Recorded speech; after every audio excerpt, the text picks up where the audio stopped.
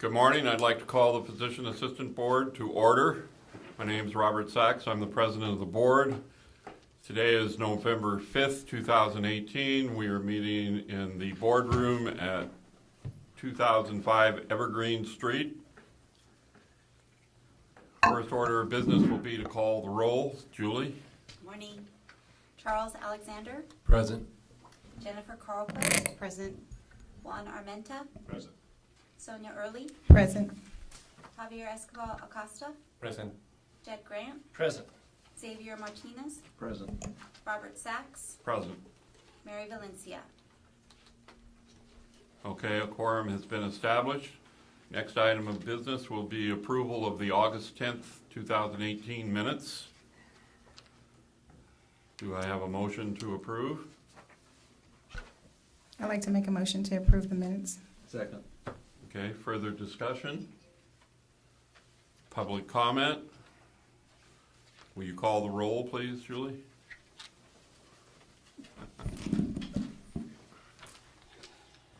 Charles Alexander. Aye. Jennifer Carlquist. Aye. Juan Armenta. Aye. Sonia Early. Aye.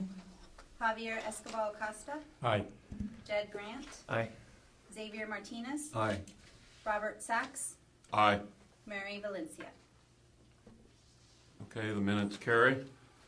Item number 4 on the agenda, public comment on items not on the agenda. The board may not discuss or take action on any matter raised during this public comment section that is not included on this agenda, except to decide whether to place the matter on an agenda for a future meeting. We will allow 5 minutes if there are any speakers that wish to talk during public comment. Is there anybody that would like to provide public comment at this time?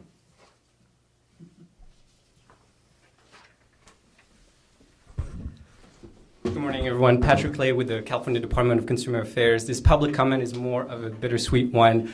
As you know, President Sachs' tenure is up and will be retiring from the board after nearly 20 years of service on the board. The department is incredibly sad to see you leave. With everyone that we've spoken to, there have been witnesses about how much you've been an incredible resources for executive officers who've come through the board, for new board members, and for PA students themselves. So in recognition of your service, we worked with the California State Legislature to get you a California Senate resolution. We'll not read the whole thing, but do want to read a couple lines.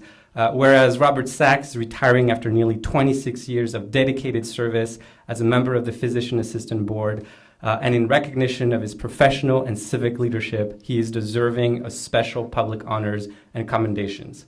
Be it resolved by Senator Anthony Portantino that he takes this opportunity to draw special public attention to Robert Sachs in appreciation of the professional service he has provided to the people of California throughout his career and his outstanding record of civic leadership, and extends to him sincere best wishes for a rewarding and gratifying retirement. So this comes from Senator Portantino, representing Senate District 25, which includes parts of Pasadena. So again, thank you so much, and want to yield my time to Executive Officer Forsyth in case she wants to say anything, knowing that she had this opportunity to work with you for so many years. Thank you. I'd just like to take this opportunity to thank you for all of your backing, support, guidance. This board would not be where it is right now if it wasn't for your dedication to it for the last 20 plus years. So thank you. Thank you. Thank you very much.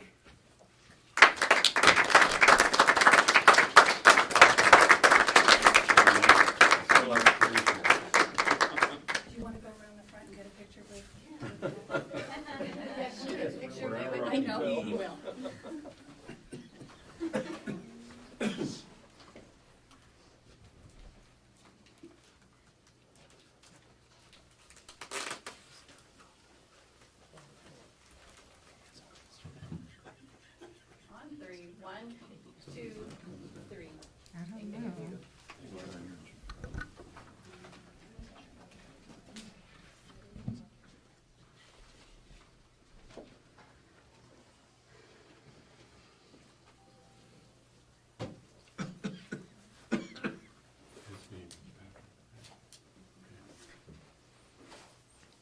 Thank you, Patrick. I still have a grace year. All right, so anyway, back to item number 4, public comment. We will allow 5 minutes for each individual. Is there anybody that wishes to provide public comment at this time? Okay, there seeing none.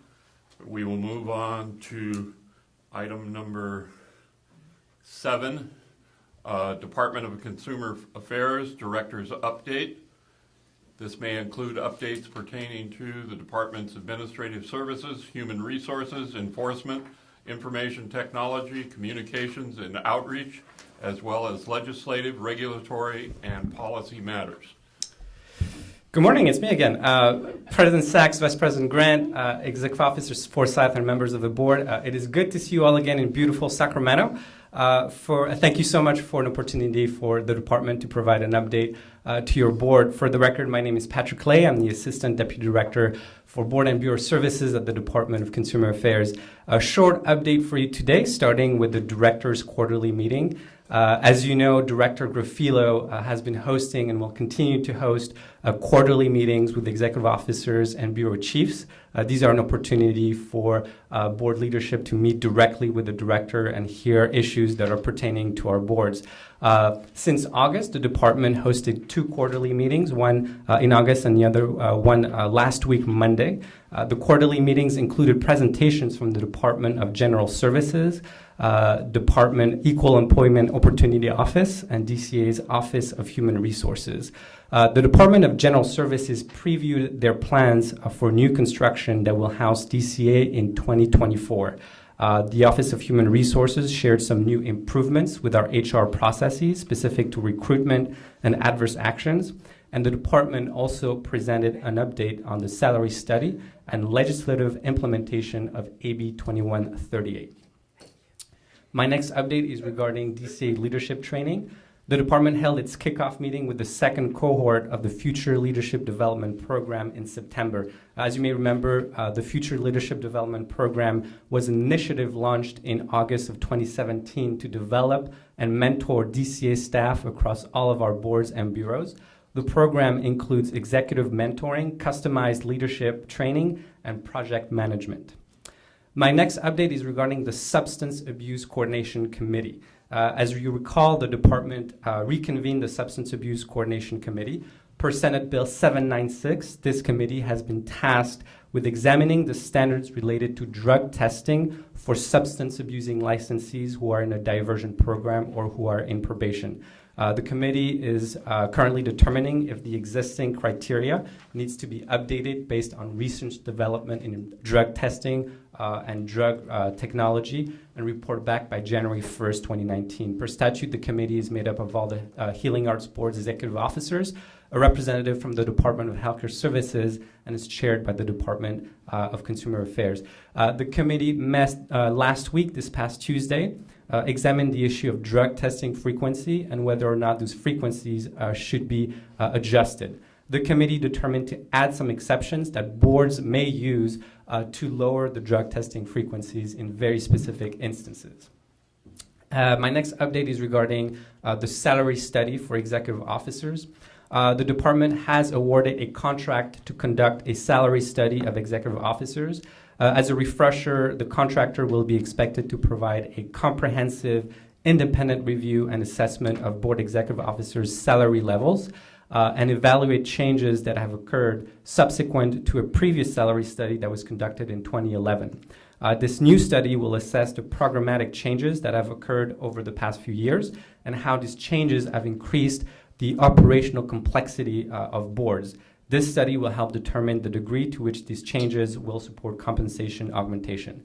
There are key goals that the department would like to focus on through this salary study. First is to synthesize data and collect information to evaluate the salary bands used by DCA programs and make determinations on how the data may or may not suggest augmentation of a program's level.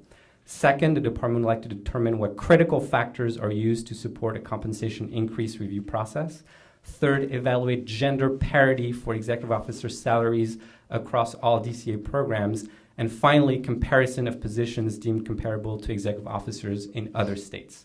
The study is underway and is estimated to complete early 2019. And then my final update is regarding board member orientation training. As you know, board members are required to attend board member orientation training within 1 year of appointment or reappointment to a board. It is a one-day training here in Sacramento that details the important functions of a board. Registration is available online. The next training will be held December 5th. And of course, you can register online, work with your executive officer, or directly with the Board on Bureau Service team to sign up. Again, thank you so much for having me today. This concludes my update, and I can take any questions that the board may have. Board members? I guess I'll be the one to bring up the issue. The executive officers review. We voted the past 3 years to give Ms. Forsythe an increase. Nothing has happened. I'm aware that there's 4 or 5 executive officers this year that are retiring at the end of the year, partially because of that issue. Do we have any idea when this study will be completed? Yeah, so as I mentioned, we're hoping that the contractor will complete the study by early 2019. I think totally understand the challenges. As you know, there's 4 or 5 different layers of review to approve a salary study. So really the goal of the study is to arm our boards with the data and the anecdotes necessary to get through all of these layers. Any other questions? Is there any public comment? All right, thank you very much. Thank you very much for having me. Okay, we will go to item number 5 on the agenda, nomination and election, physician assistant board officers. Good morning, everybody. Per Business and Professions Code, Section 3509.5 states that the board shall elect annually a president and vice president from among its members. Typically, the nomination and election of board officers is held at the last meeting of the year. And obviously, this is our last meeting of the year.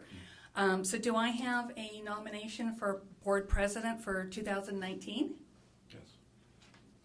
Yes. Will you acknowledge me? Oh, I'm sorry, yes. Yes, I'd like to nominate Jed Grant for president. Okay. Do I have a second? Second. Second.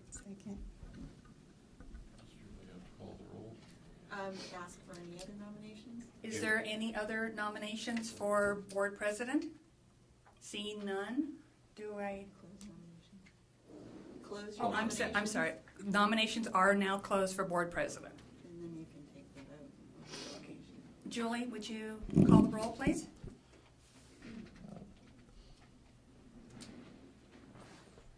Charles Alexander, Aye. Jennifer Carlquist, Aye. Juan Armenta, Aye. Sonia Early, Aye. Javier Escobar Costa, Aye. Jed Grant, Am I allowed to vote for myself? Yeah, no, you can abstain. just for the I'll abstain. Xavier Martinez, Aye. That's good. Robert Sachs, Aye. Mary Valencia. Okay, that motion passes. So, Mr. Grant, congratulations. You will be our board president for 2019. Thank you. You're welcome.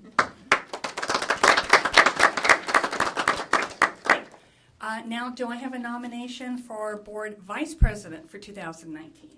I'd like to nominate Bob Sachs. Okay, do I have a second? A second. Okay, any other nominations? Okay, with that, the nominations are closed. Julie? Charles Alexander, Aye. Jennifer Carlquist, Aye. Juan Armenta, Aye.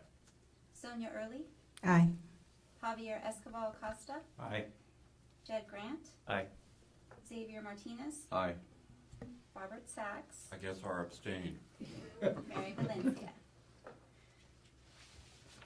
Okay, with that, congratulations, Mr. Sachs, on being our board vice president for 2019. Thank you. Moving right along, President's Report.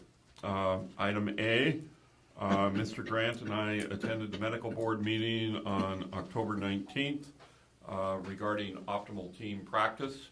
He is going to discuss it later in the agenda.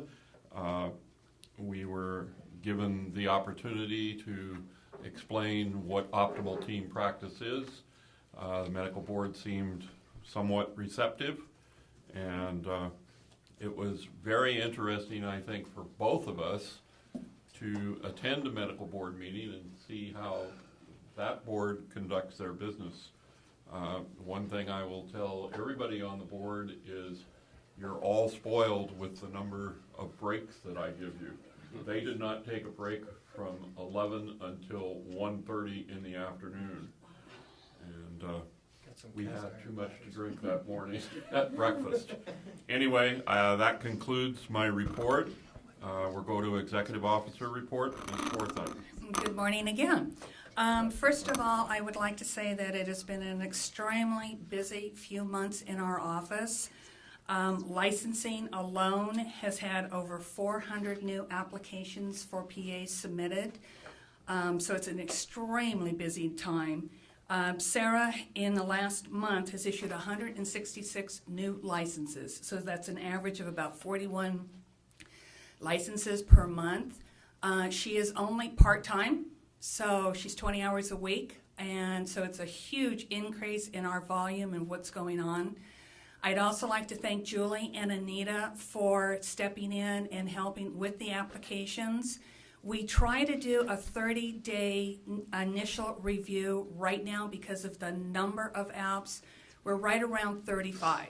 So we're a little over, a little high, but like I said, with Sarah only being 20 hours, I think all three of the girls are doing a phenomenal job. As far as some of the rest of the things going on in the office, we've recently finalized and posted the strategic plan that everybody voted on and approved. We've completed the contingency report, the emergency evacuation report, and of course the annual report that goes to DCA yearly. I am currently working along with the other healthcare boards that are in the diversion program for DCA. We're working on a request for proposal, the new RFP. We hope to have it out by February so that it's in place at the end of this year. Those meetings are going to be ongoing. They're going to be every 2 weeks until the process is finished and the RFP is out for responses. I attended the directors meeting, which was very informative for all of us, and I've also attended the substance abuse coordination committee. And once again, I'd like to thank staff for all of their hard work, for pitching in and helping, and it's been a tough few months on us. Hopefully we'll have some kind of resolve for new hires. I hope within the next couple of months we'll have some answers, and that also means pushing our part-time licensed technician to a full-time position. Any questions? Okay, that's the end of my report. Thank you. Next item will be licensing program activity. Ms. Winslow? Good morning, everyone. Currently, we have 12,533 current active licensees as of October 15th.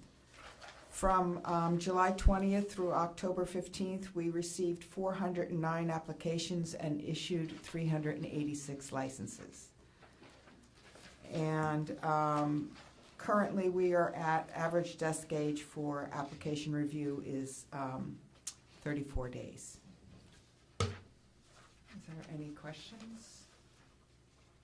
I was looking at the report. I'm astounded that our total number of PAs with everything is over 17,000. Now, granted, 3,200 of them are either delinquent or canceled.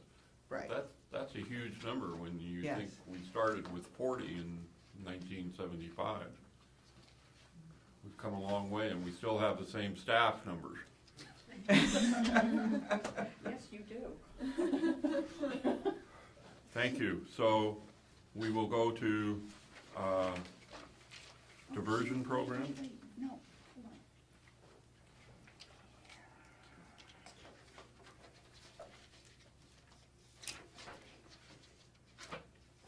I'm sorry, I wasn't quite ready for that one.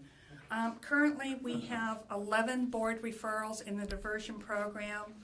As of October 1st, we've had a total of 148 intakes, a total from the conception of the program, and 137 closed cases. Any questions? Okay, thank you. Next item of business will be enforcement activity. Rosanna.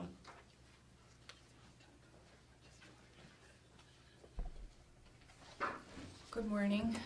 As of July 1st, 2018 to September 30th, 2018, we received 113 complaints. 110 were assigned to desk analyst, and that number may include cases received in previous quarters, and that also reflects if there's redundant cases. So it won't, if it's 113, it won't be 113 assigned to desk analyst. And then 10 are pending at intake. 19 complaints were referred for investigation. If you remember from our older reports where it said 0 were closed without investigation. Investigation in Breeze means not investigation at the field. Investigation means opening it at desk level. That's why we always said that number always remains 0, meaning something was done with the case. So now I broke it down further. So 19 complaints referred for investigation, 106 complaints and investigations closed. 102 complaints pending at desk analyst, so that's at the desk level at medical board. 82 investigations pending at field. 356 average age of pending investigations, because there was a request of what the average time frame is. And 37 investigations are over 8 months old. Suspensions, there was 1 automatic suspension order issued, 2 interim suspension order issued.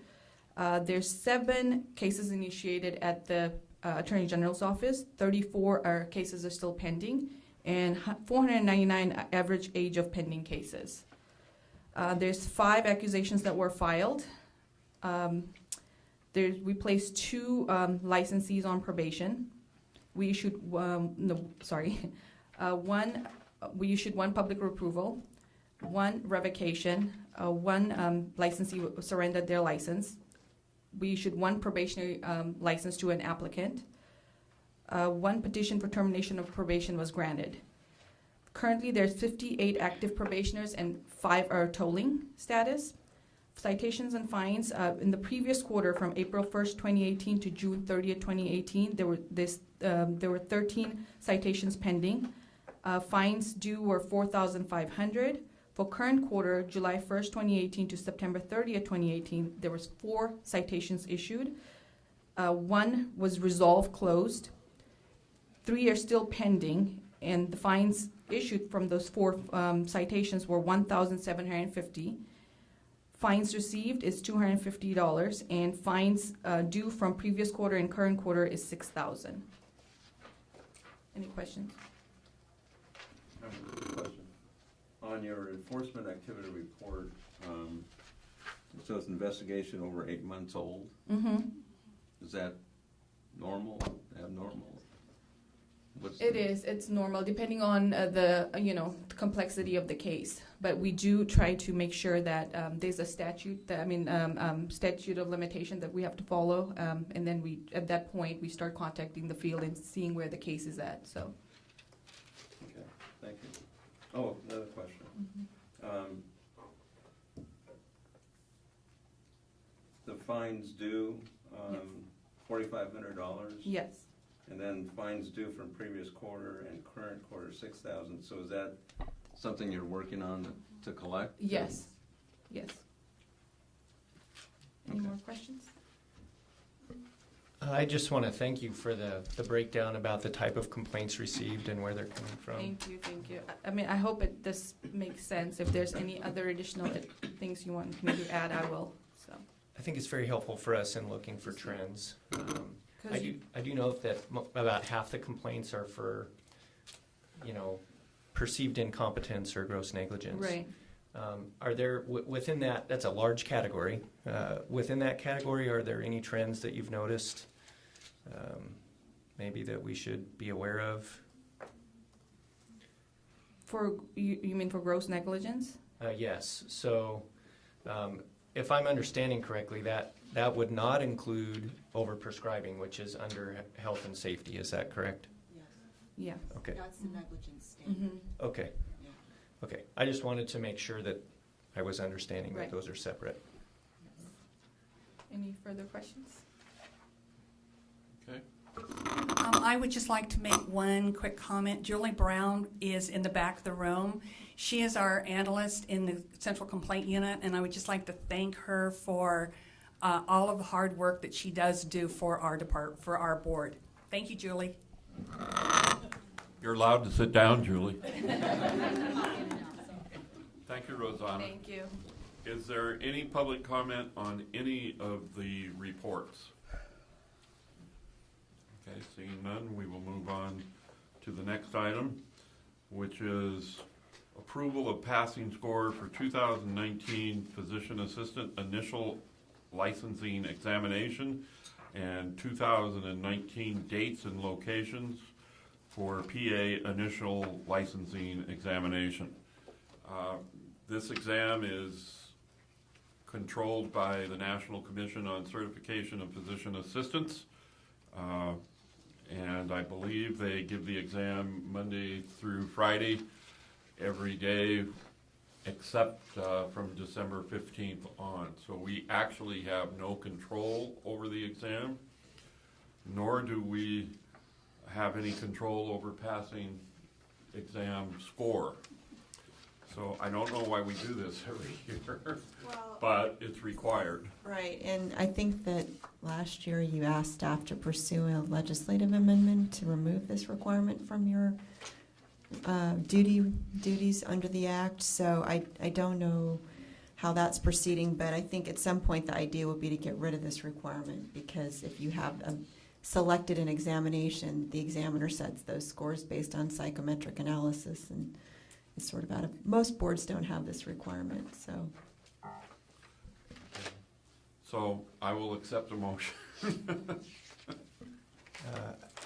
Is there? I don't, Packet, it's in the packet.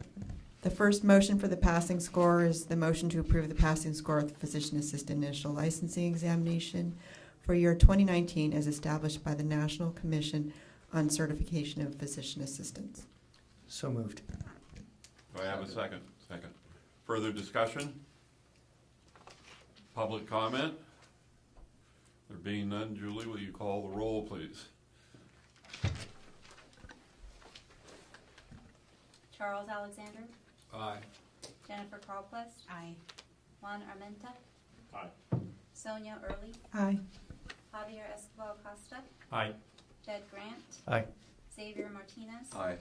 Robert Sachs, Aye. Mary Valencia. Thank you, motion carries. Now we will have to vote on the second part, which is the dates and locations of the examination. The motion will be motion to approve the dates of locations for the physician assistant initial licensing examination for the year 2019. Do I have a, So moved. thank you. Okay. Further discussion? Public comment? Julie? Charles Alexander, Aye. Jennifer Carlquist, Juan Armenta, Aye. Sonia Early, Aye. Javier Escobar Costa, Aye. Jed Grant, Aye. Xavier Martinez, Aye. Robert Sachs, Aye. Mary Valencia. Okay. They can go on giving their exam on the dates they want to. All right, item number 9 is schedule for 2019 board meetings, dates and locations. I think Lynn gave us some suggestions. Question. Yeah, Isn't the 21st a holiday? yes, it's Martin Luther King Jr.'s holiday.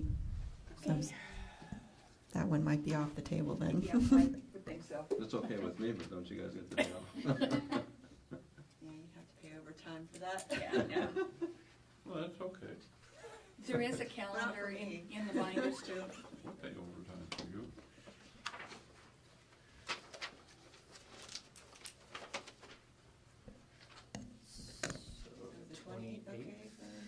January 28th work okay for everybody? Yeah. Everybody down here? Yeah. Do we have to vote on that? Well, you can get kind of everyone's calendars on all these dates and take one motion all together, or you could take them separately if there's confusion. We do it all together if we can. These are just suggestions, so if you want to move it into February, you can certainly do that too, because the next meeting wouldn't be until April after that. So, whatever works for you.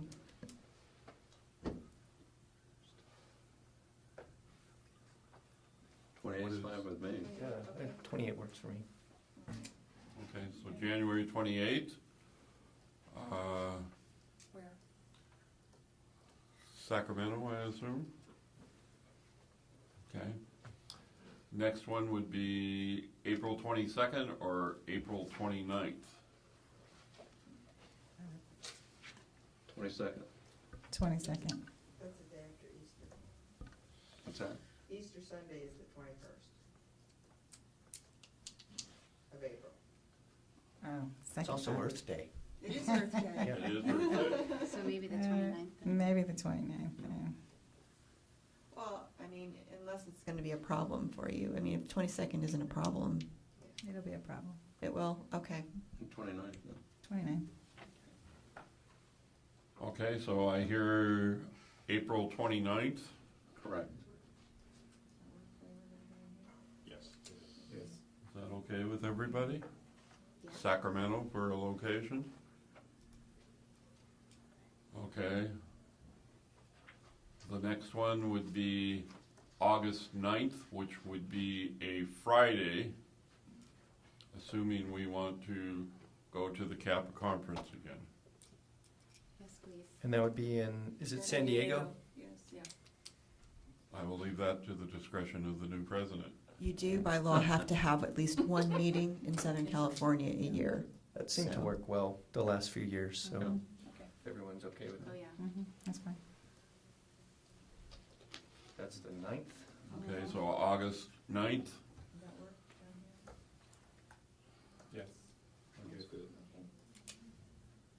Yes.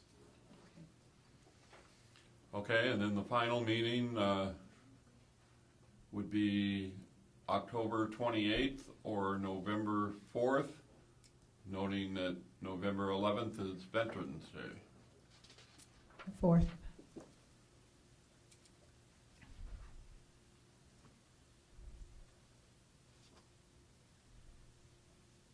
Okay, 4th. 4? 4. 4. 4? Yes. That's fine. So November 4th, and that would be in Sacramento.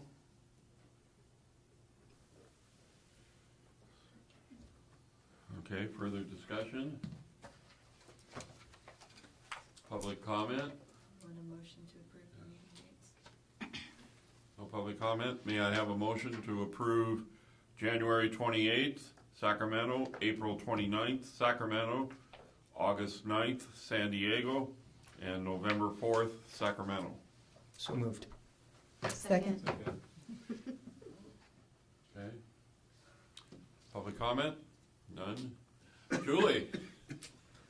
Charles Alexander. Aye. Jennifer Carlquist. Aye. Juan Armenta. Aye. Sonia Early. Aye. Javier Escobar Acosta. Aye. Jed Grant. Aye. Xavier Martinez. Aye. Robert Sachs. Aye. Mary Valencia. Okay. The meeting dates are established. Will you let Mary know? Yes, very definitely. Okay. Is somebody from the board here? No, not yet. Okay. So we will defer a report from the medical board until later. And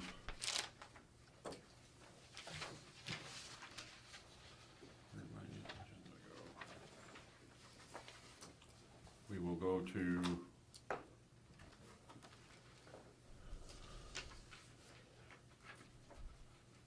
item number 11.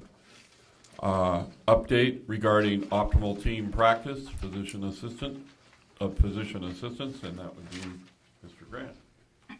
Thank you. So, as you mentioned earlier, we went and spoke to the medical board about optimal team practice, which has four main components. The first one is that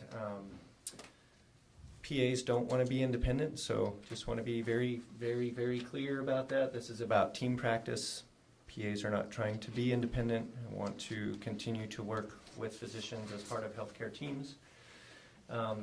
However, how that practice is defined, part of optimal team practice is defining what that collaboration between the PA and the physician or healthcare team looks like should be determined at the practice level rather than at the legislative level. And so that's what that is about. Also includes optimal team practice, also includes billing. So for many years, PAs have been sort of the invisible provider because they don't show up in billing because they're billed under the physician's numbers or things like that, which doesn't really have a lot to do with us at the PA board. Another part of optimal team practice is to have a majority PA board member, PA members on the regulatory board or an independent regulatory board, which we do have in California, as we're here.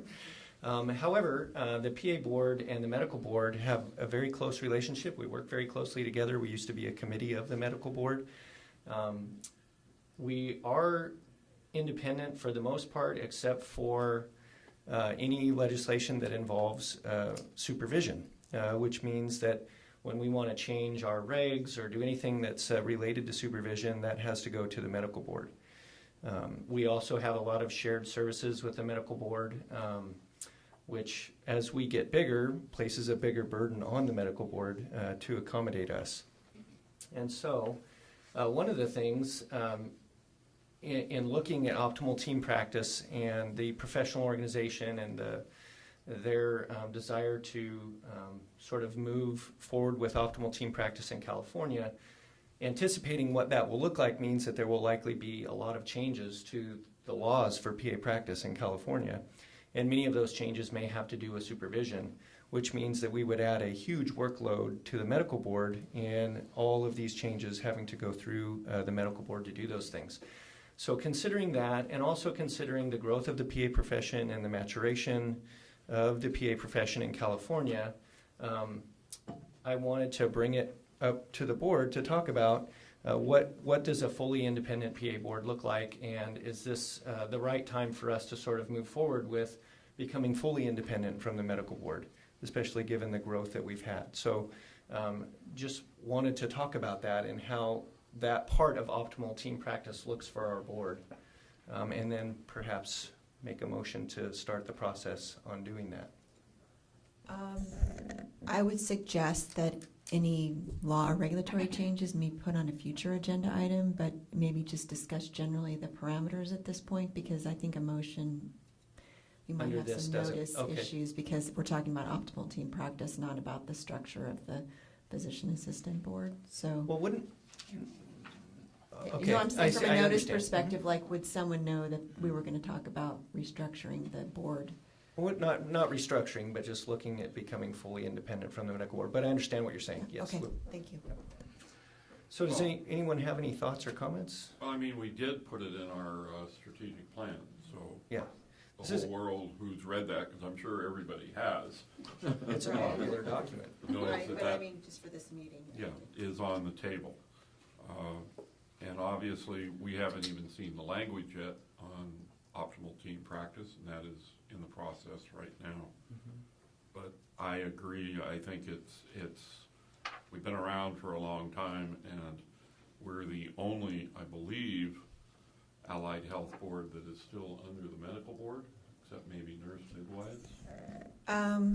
I think osteo might have some crossover with medical board as well, but I also know that there's another board in the department, the dental board, and the hygienist, dental hygiene committee have the same issues with scope of practice, they have to get all their scope of practice regulations and supervision regulations approved by the dental board. So they're also struggling with this issue as well. You're not the only board dealing with it. That's a very good point.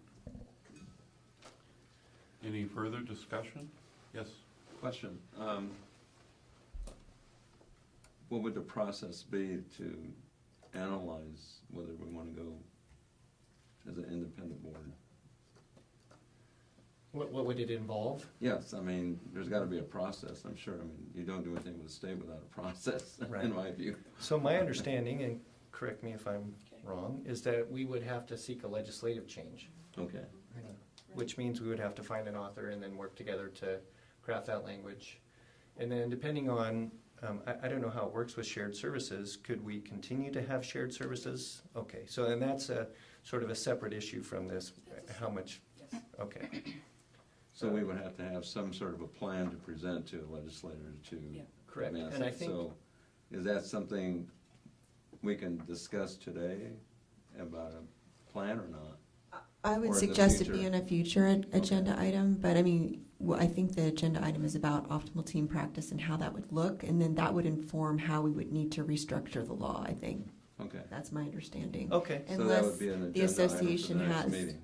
already had these discussions, and I don't know if that's the situation or not, so. well, I don't think the professional association has introduced, I don't think any legislation has been proposed at this point, but in looking at what's been done in other states, this would be a very significant change to our Practice Act and does involve supervision, and so this seems like the right time to me to do this, especially since an independent board is part of optimal team practice.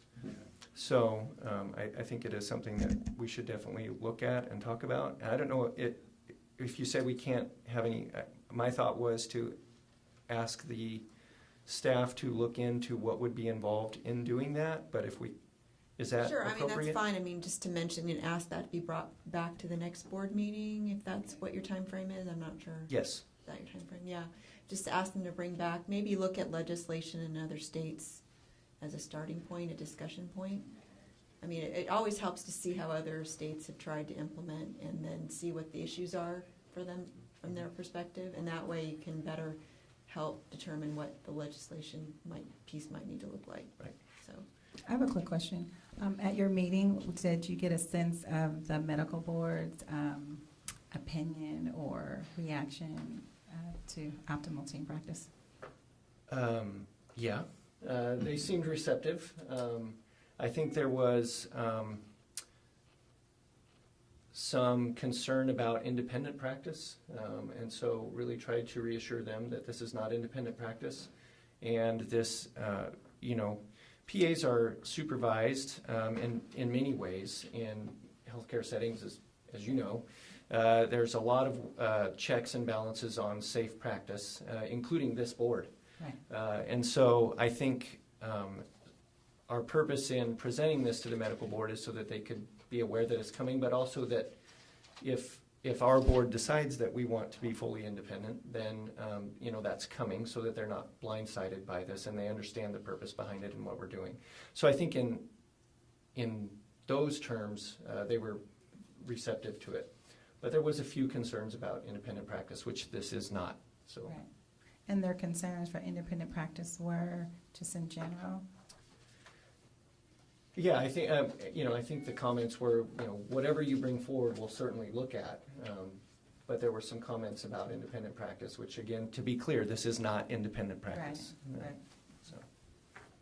Thank you. Further comments? Public comment?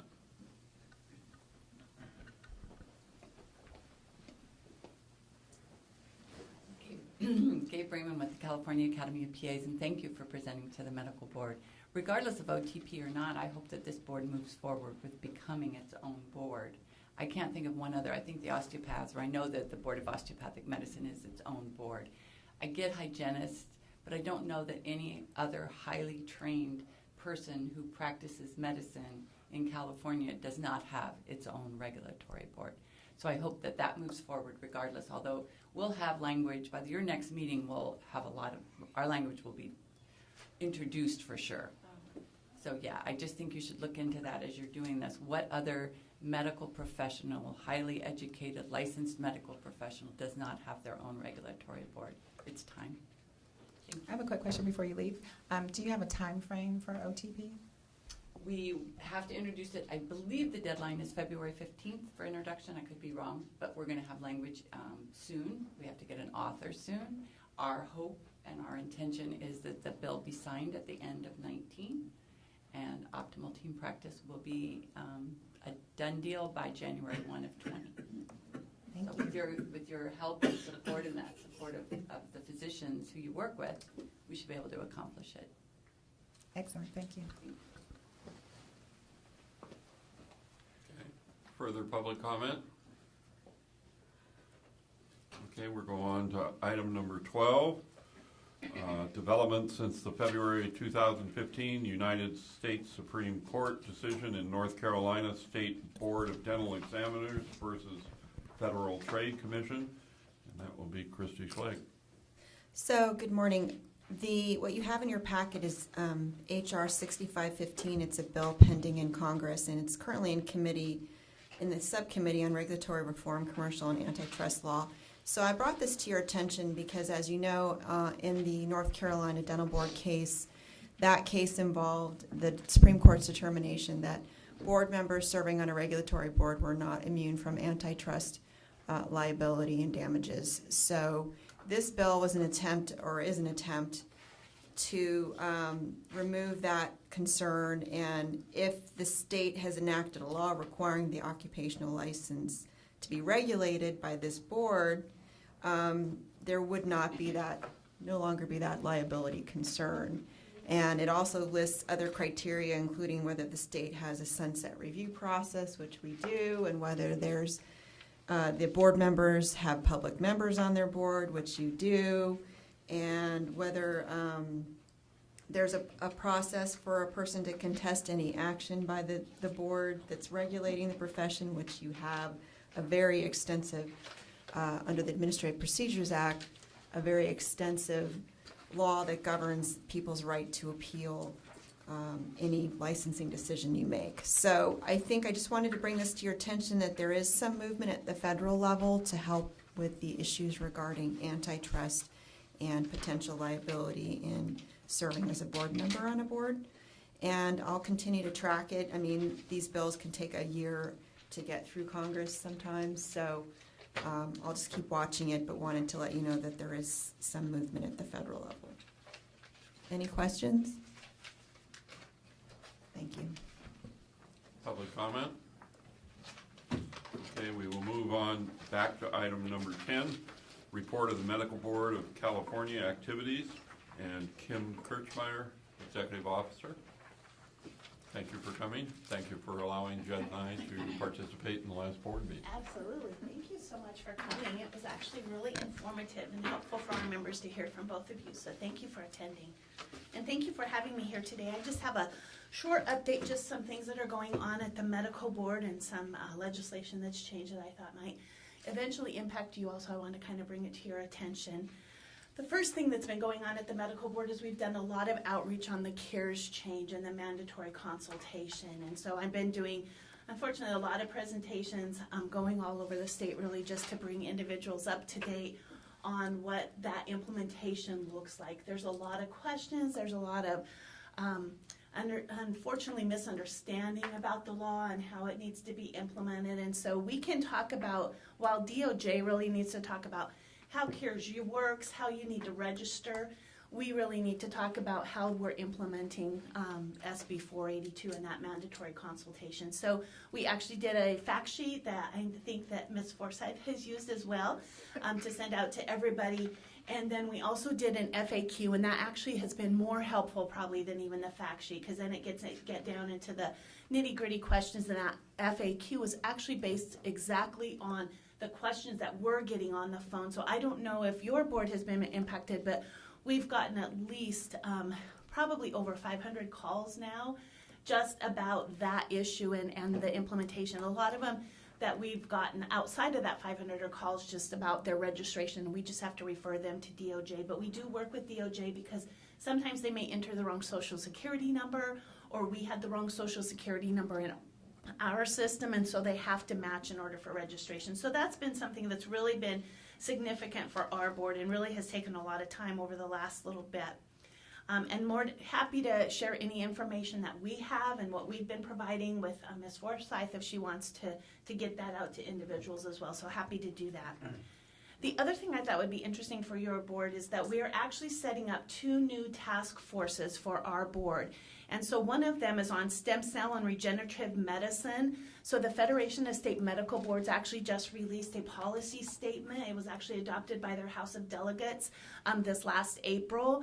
And so that's something we're putting 2 of our physician members on, and we're going to be looking at our policies and procedures and how we handle these complaints to see, A, if we need to change anything and how we're dealing with this issue here, and then B, do we need any type of change in the law that we may need to then go to the legislature on? So that's one. And then the other one is more significant, and that is we've established a compounding task force. And they're really going to be looking at that compounding in the physician's offices right now. We've been working with the Board of Pharmacy lately on this whole issue, and just in looking at the laws and the regulations and the federal regulations, there's a lot of things that need to be looked into here in California.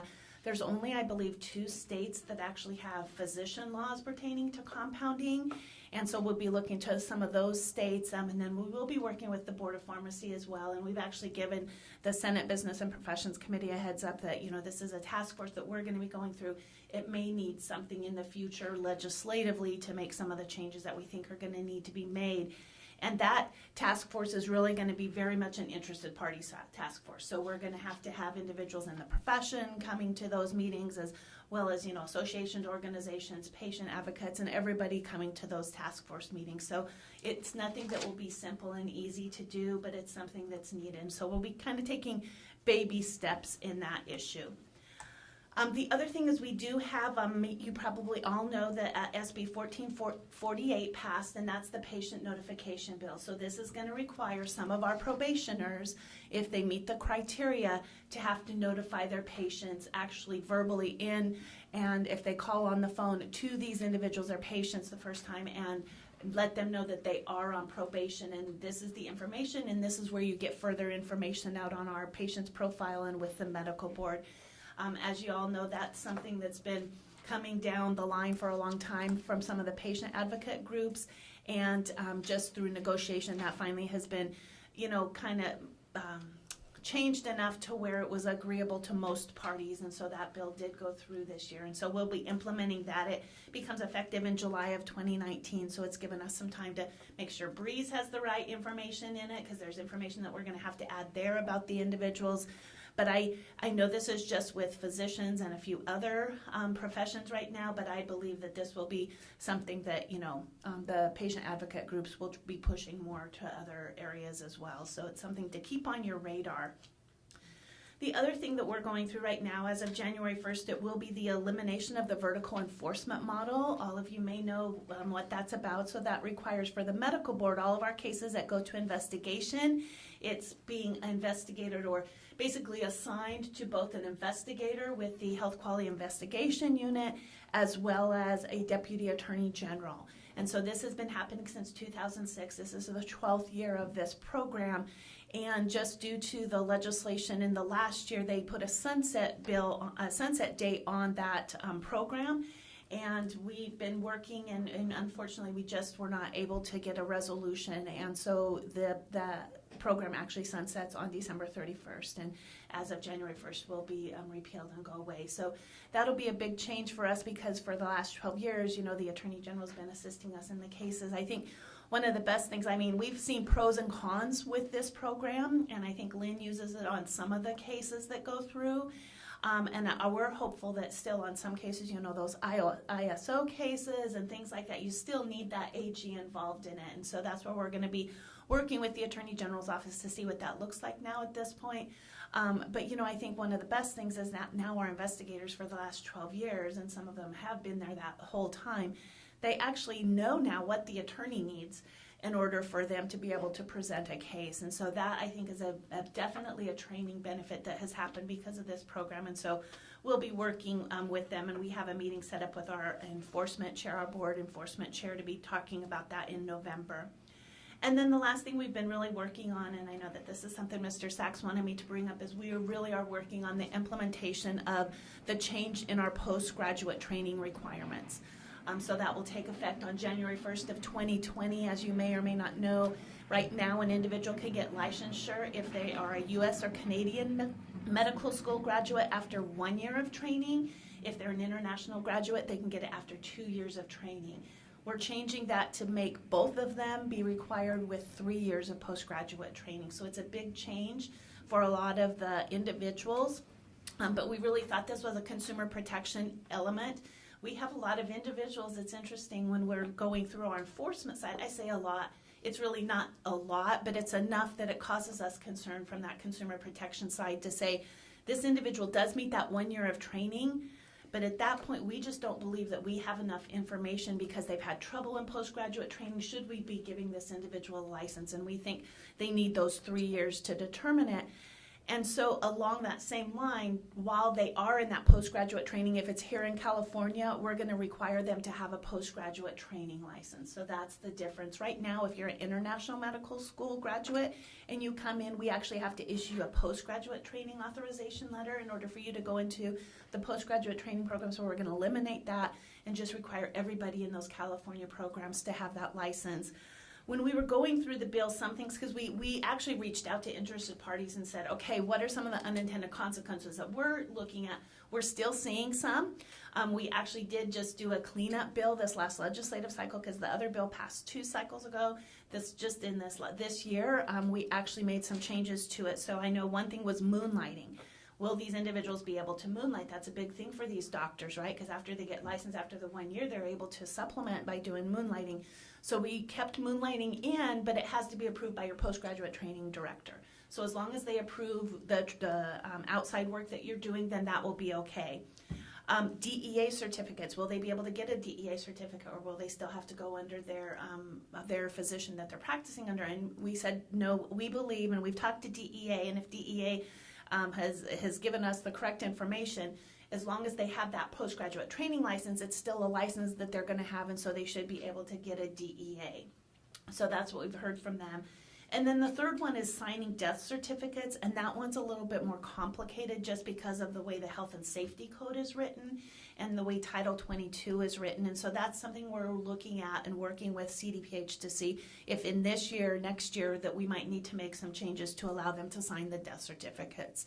But that's something we're still looking at. So all of those things keep coming up. The one change we had this year is if you have an individual that's licensed in or practicing in another state and they have 3 years of postgraduate training, but then in order for them, they want to start a program. They do 3 years in like Texas, let's say, in anesthesiology.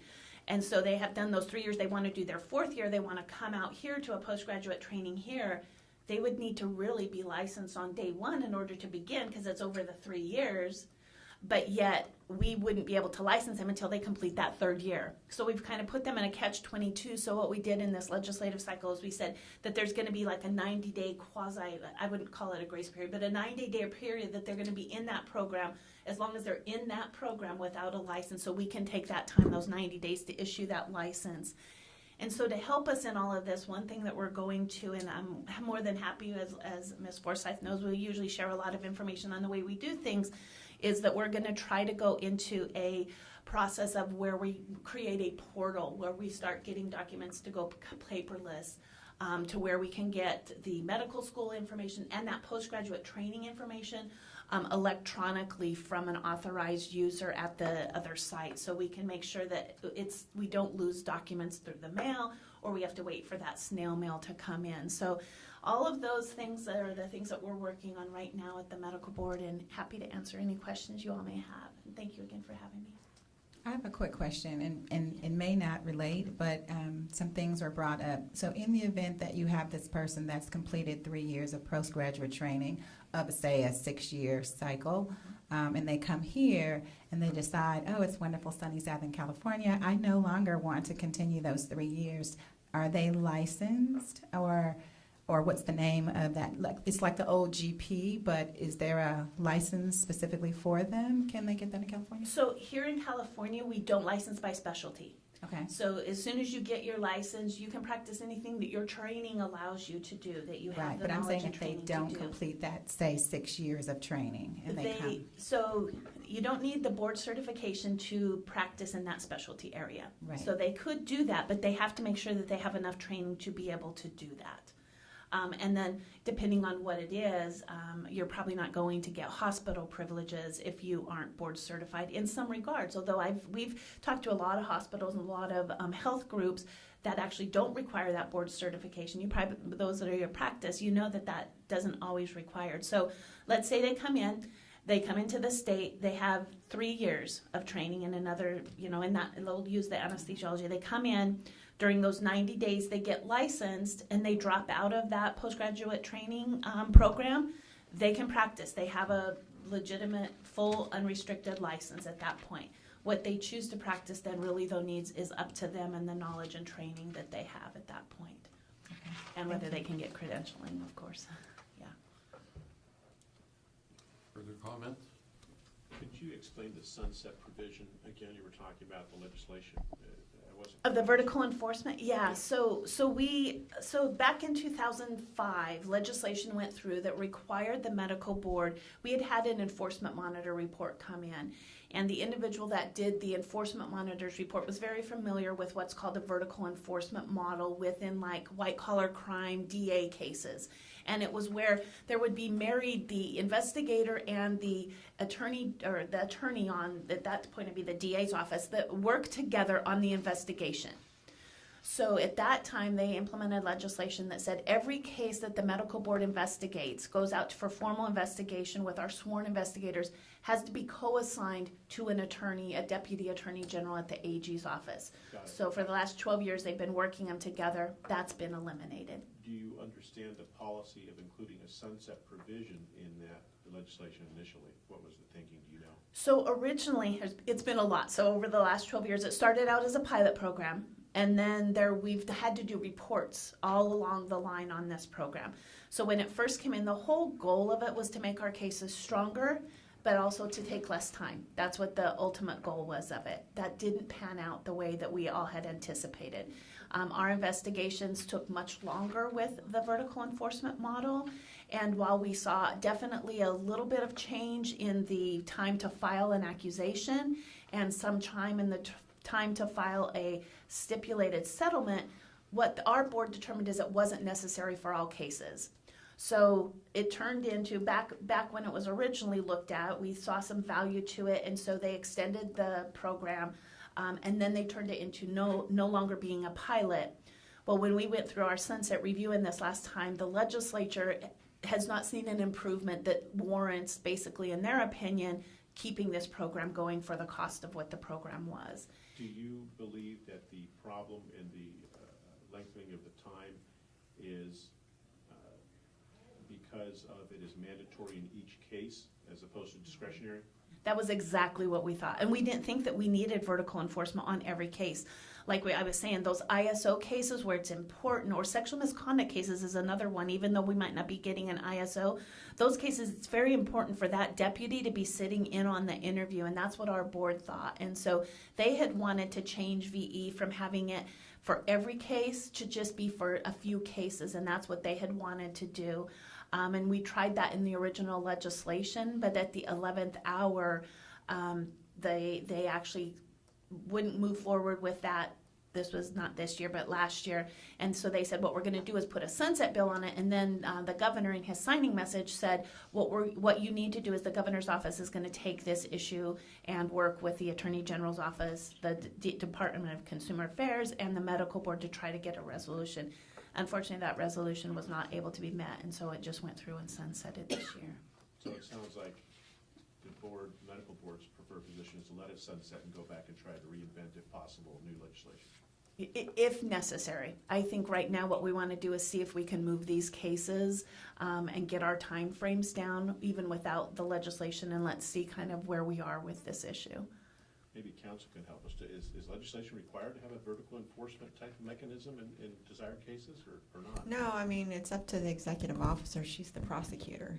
She's like the DA. Right. She decides how her cases should be prosecuted. So she could always work that out with the Attorney General's office on a case-by-case basis. I think what they would like is that flexibility, and then the prior legislation didn't allow it. I see. Yeah, and that was what we had wanted. We wanted to say, and then as well as these certain type of cases, any other case we see fit. But I'm not sure where we're going to end up this year with it completely cutting it, because I'm not sure, unlike on the licensing side. So the licensing side of the AG's office actually has a robust, what is it called? Michelle, I can't think of, the liaison. So they have a deputy liaison that works a lot, and even in the investigation time frame, they'll work with that liaison or some other deputy in one of the offices there. That's kind of where we're trying to get now, is to be able to have that flexibility and discussion on those cases. Great, okay, thank you for helping me understand that. Further questions? Public comment? Okay, Kim, thank you. Thank you. Your mobile app for the phone Oh, is yes. fantastic. Great, It's great. actually easier to use than a computer. And it is. It's easier to use and look up a physician than actually going through our website. And so it's great. So those of you that have iPhones, make sure that you have our app downloaded so you can look those doctors up. So, okay. Thank you very so much. Do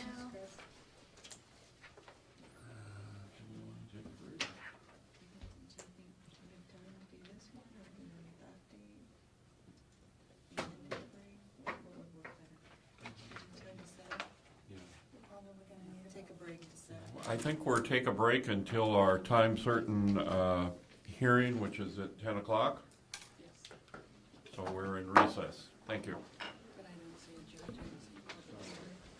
Well,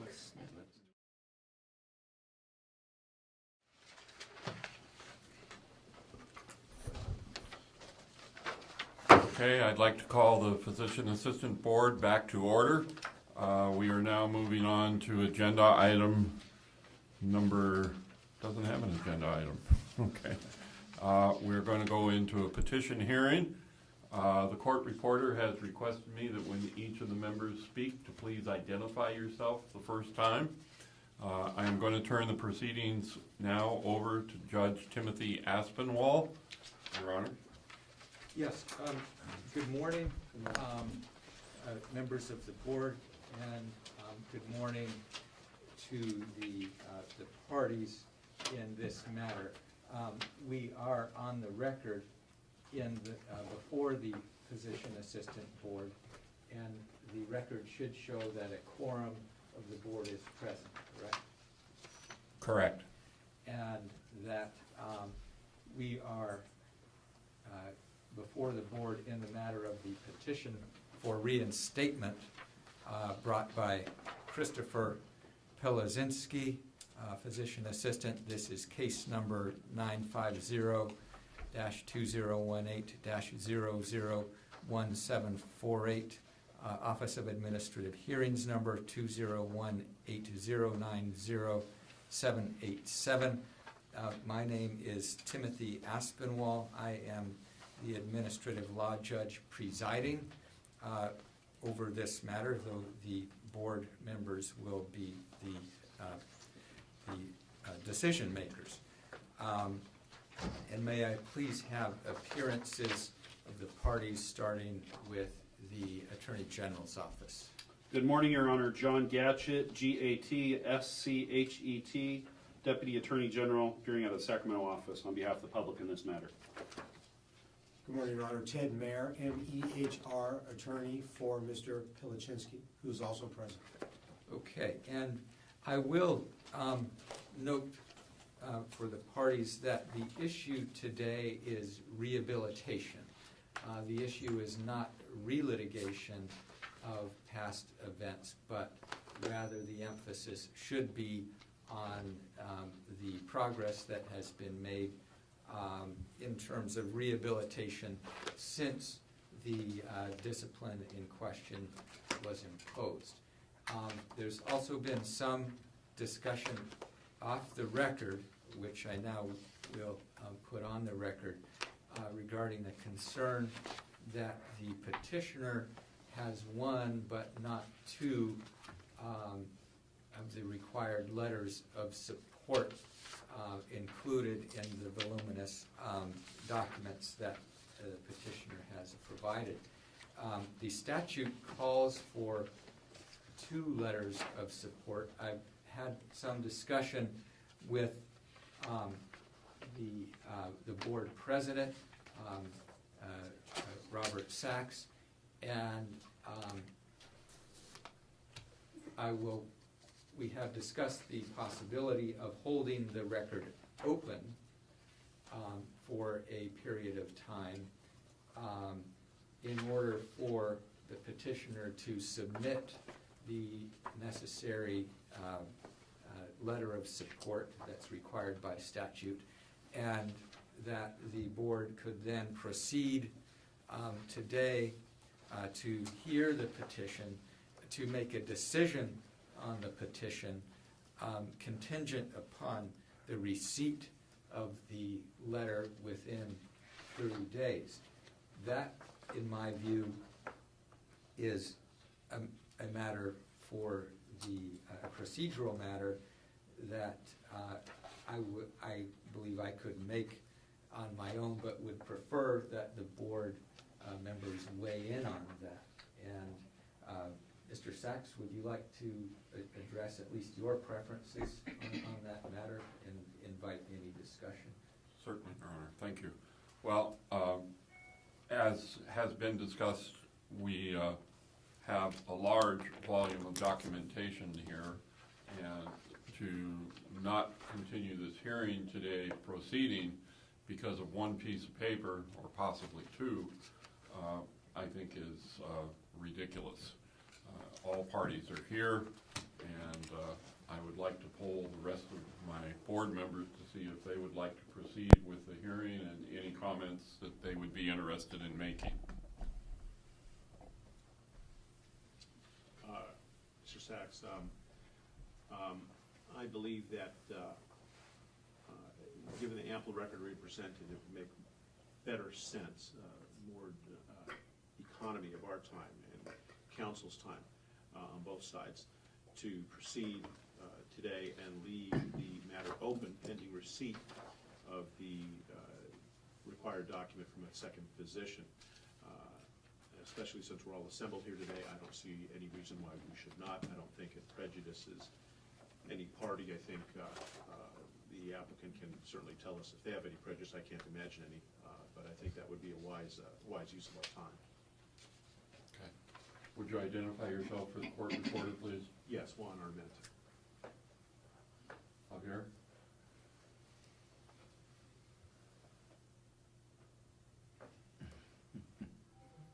Okay. Charles? Charles Alexander. Mr. Sachs, I'm sort of confused a bit about what's missing and the ramifications of the pieces that are missing. Can we get some background explanation? Yes, according to a statute that requires that 2 letters of recommendation be in the packet from a physician. There is one, there is not a second one. And so the choices, my understanding, are that we either do not proceed with the hearing today and continue it, or as Judge Aspinwall mentioned, we could keep the record open for 30 days to give the petitioner the opportunity to get a second letter submitted to us. Okay, thank you for that explanation. Okay. Mr. Grant? Jed Grant, GRANT. I don't have any problem with proceeding because we have a large packet with lots of information that I think helps us with the decisions that we would need to make. I just want to be clear, if the letter is not submitted by the 30 days, what happens? Well, then the petition would be incomplete and denied by operation of law. Okay. I have no problem with proceeding today. Okay. Jennifer Carlquist? I have no issue with proceeding. Sonia Early? I have no issue with proceeding, but I just had one question. Was it an oversight, or were you not able to get a second? So, may I address, Your Honor? Yes. Okay. There's 2 reasons. First of all, there is another doctor that he is currently working with who was not available out of town. There's a bigger story behind it if you want to hear the reasons. Yes, please. Yeah. For reasons we don't know, Mr. Pilichinsky was put on the federal no-hire list. He didn't know it. He never got a notice, he never got a letter. He applied for 60 jobs in the medical field and wasn't getting called back. He never could understand it. Fortunately, I think it was in 2015, early 2016, somebody told him, hey, you're on the Medicare Federal Inspector General's no-hire list. I read that. Mhm. He had no idea why. So he tried for almost a year to try to get a hold of them, and it's the federal government, and he literally got nowhere. I sent a letter to the Inspector General's office. Immediately upon the receipt of the letter, he was able to contact them, and within 5 days, he got removed from the no-hire list. Because of that, he wasn't able to get jobs in the medical field for that period of time. Almost immediately after getting off the no-hire list, he got a job at the Chico Surgery Center, where he's working now. He works with more than one physician, one primarily out of Chico, another one travels up to Chico from Los Angeles.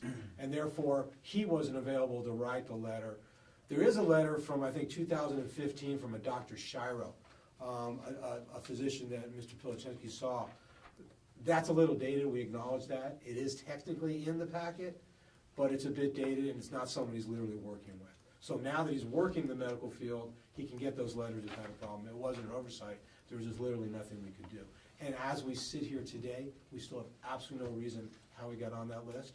And there wasn't a hearing, there wasn't a requirement. He just said, I want off, and they said, oh, you shouldn't be on, and he's off. Thank you.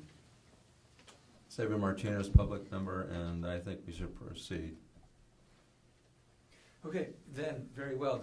The board members having decided without dissent and unanimously to proceed with a hearing, we will proceed with a hearing today. The record will be held open for 30 days from today's date. The board, if the board is comfortable during deliberations to make a decision based on the information available today,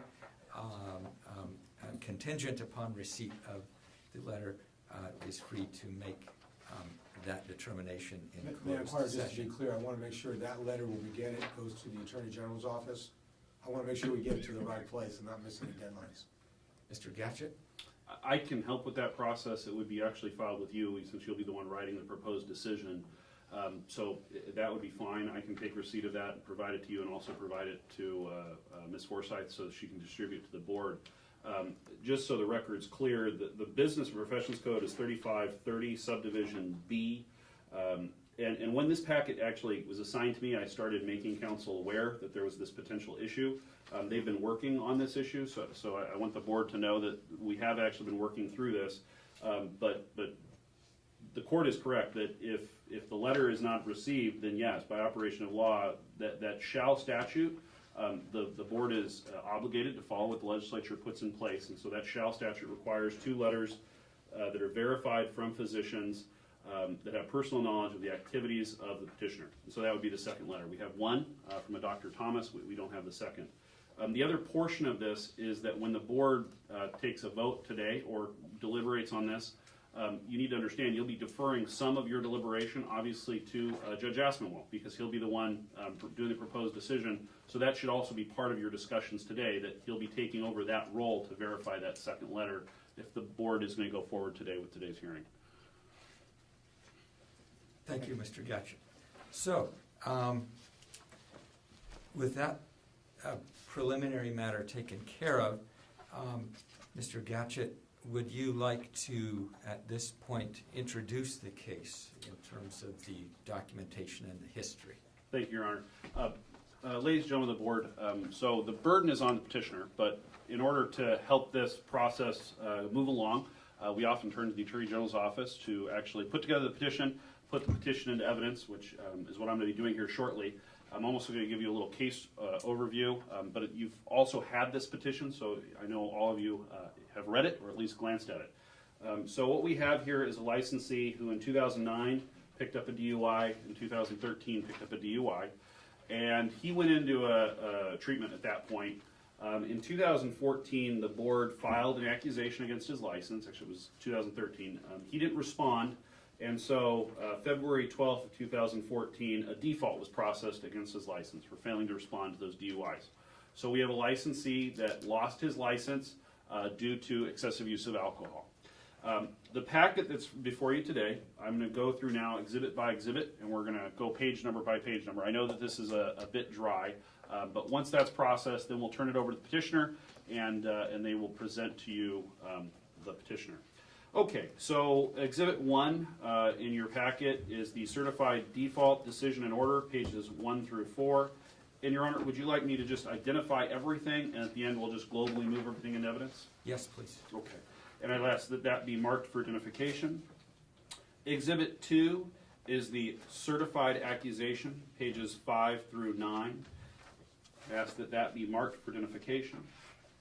Exhibit 3 is the certificate of licensure, page 10. Ask that be marked for identification. And ladies and gentlemen of the board, you'll notice that with documents, because we have documents that go both above and below margins, I've put the bait stamp numbers at both the top and bottom of the right-hand page so that you can see that if it gets overwritten. Exhibit 4 is the notice of hearing and the notice of dates from OAH, pages 11 through 14. And obviously the petition is here today, so he received notice. Exhibit 5 is the petition for penalty relief with narrative statement and addendum, pages 15 through 25. Exhibit 6 is a letter from a Dr. Charles Shiro and notice of retirement, and those are pages 26 and 27. Exhibit 7 is a letter from Tracy Freeman. I think I missed a letter there. Page 28, nurse practitioner. Exhibit 8 is a letter from Catherine DeLay, nurse practitioner, page 29. Exhibit 9 is a letter from Genesis House, page 30. Exhibit 10 is a letter from Joel Hart, clinical director, Genesis House, page 31. Ask those be marked for identification. Exhibit 11 is information on Genesis House, pages 32 through 44. And those are Exhibit 11. Ask those be marked for identification. Exhibit 12 are miscellaneous Alcohol Anonymous meeting sign-in sheets, pages 45 through 50. Ask those be marked for identification. Exhibit 13 is a letter from Alan Bradford, page 51. Ask that be marked for identification. Exhibit 14 is a letter from Stephen Q. Shoup, page 52. Ask that be marked for identification. Exhibit 15 is a letter from Delia Hernandez, PA, page 53. Exhibit 16 is a letter from Corrine Cuppy, PAC, page 54 through 55.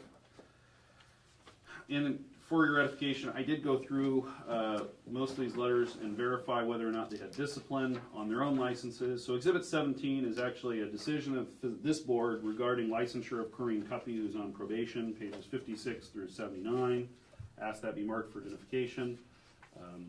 Exhibit 18 is a letter from Ralph Baker, page 80. Ask that be marked for identification.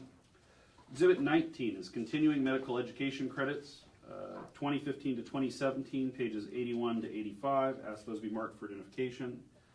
Exhibit 20 is a letter confirming graduation from the UC Davis PA program on or about September 13, 2006, pages 86 to 87.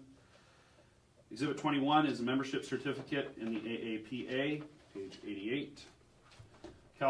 Exhibit number 22 is California DMV license printout, pages 89 through 90, showing the 2 DUIs and no other driving vehicle criminal history since that 2013 DUI. Exhibit 23 is a request for live scan, which was completed by the board, page 91. Exhibit 24 is a request for release of information signed for Dr. Shiro's records, page 92. Exhibit 25 is a National Practitioner Data Bank printout, pages 93 to 101. Ask those be marked for identification. Exhibit 26, HQIU Report of Investigation 950-2018-001748, pages 102 to 119. Ask that be marked for identification. Exhibit 27 is the certified court records from the 2009 DUI and 2012 DUI, which was a conviction in 2013. Pages 120 to 139, ask those to be marked for identification. Exhibit 28 is the certified police report from the 2009 DUI, ask that be marked for identification, and that's pages 140 to 160.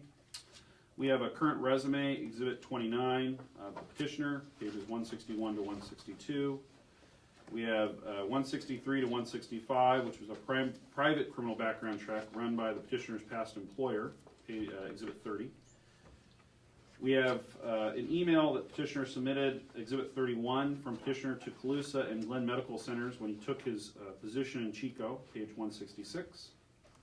We have a letter from a David Aragon to petitioner, page 167, Exhibit 32. Exhibit 33 is a sample, drug sample that was performed by HQYU on June 22nd, 2018 as part of their investigation. Exhibits page 168 to 170. Exhibit 34 is an interview transcript by the petitioner. He was interviewed by HQYU, which was the investigating team on this petition, dated June 18, 2018, and that's pages 171 to 269. Ask those be marked for identification. The petitioner has self-enrolled himself in Pacific Assistance Group and has been doing that program now for a period of time. So Exhibit 35 are the certified treatment records from Pacific Assistance Group, page 270 to 335. Exhibit 36 are the certified Peachtree Health medical records, and those are GP medical records, pages 336 to 385. Exhibit 37 is the Genesis House treatment records, page 386 to 406. Exhibit 38 are the Sutter Health Alta Bates Summit treatment records, 407 to 551. Ask those be marked for identification. Petitioner submitted this, it was a letter from petitioner's daughter while he was at Genesis House, so a little while ago. Exhibit 39, pages 552, ask that be marked for identification. Exhibit 40 are CE completed May 22nd, 2018, page 553. Exhibit 41 is a certificate from Pathways, October 2016, page 554, ask that be marked for identification. Exhibit 42 is a letter from petitioner's attorney to my office with the additional petition support documents dated October 9th, 2018, pages 555 to 557. Exhibit 33 is a receipt of full payment to the board for the underlying costs from the original case, and that's pages 558 to 559. Exhibit 44 are the petitioner's supplemental statement, activities, and work history from March 14, 2017 to present, and that's page 560 to 562. Exhibit 45 is petitioner's self-created relapse prevention plan, and that's exhibit 563 to 565. We have Exhibit 46, which is the petitioner's contract with Francine Farrell and Associates, Pacific Assistance Group, and also reporting that showing all alcohol and drug tests have been negative while in that program, 566 to 583. We have CE certificates under Exhibit 47 from March 14, 2017 to present, and those are 584 to 607. Asked all those be marked for identification. We have a reinstatement letter to the Medicare, from the Medicare program, page 608 to 609, page Exhibit 48. And then Exhibit 49 is a letter from Daniel S. Thomas, Doctor, MD, 610 to 611. I've also provided to Judge Asmawal this morning copies of that letter that have also been notarized to make it a verified letter. And there are copies for the board to supplement your packet as you need to with that letter. So Judge Asmawal can hand those out. Mr. Gatchett? Yes. I will note that I'm missing page, Exhibit 48 is not present in my binder.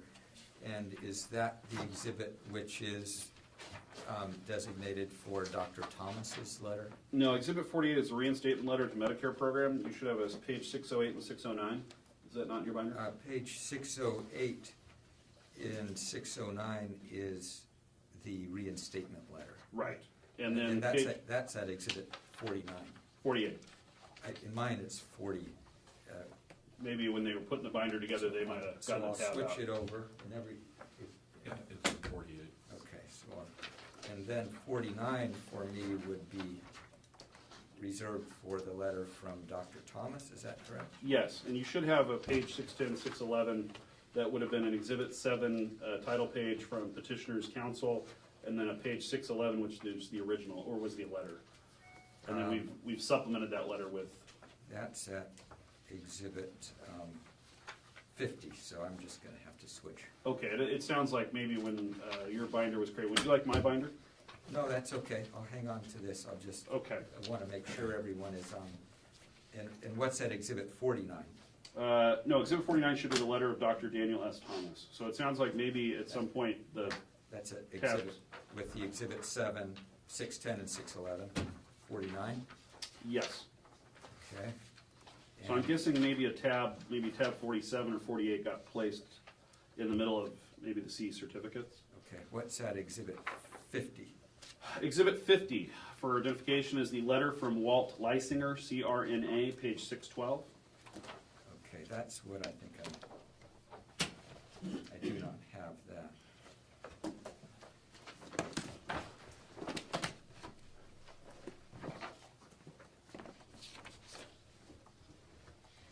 I have not written on my copy of my binder, so would you like my copy binder? We can just trade. That'd be fine. Okay, let's do that. Or you can,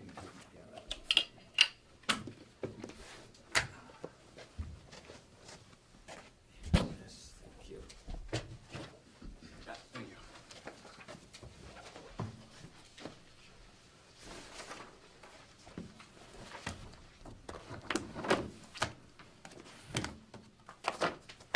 Ladies and gentlemen of the board, thank you very much for your patience. Okay, so we were at Exhibit 50, letter from Walt Leisinger, CRNA, page 612. Ask that be marked for identification. Letter from Ann Brucker, page 613, Exhibit 51. Letter from Susie Aguirre, RN, page 614, and that should be Exhibit 52. And then letter from Jessica Delaney, pages 615 to 618, Exhibit 53. And then finally, the last edition was a progress report upgrade, or update, sorry, not upgrade, update from October 10th, 2018, received at HQIU October 18th, which is a progress report from Francine Farrell's Pacific Assistance Group, 617 to 618, noting petitioner's progress in the program. All those exhibits I'd ask be marked for identification and then admitted into evidence in this case. One more question in terms of the letter from Dr. Thomas. Yes. And that is,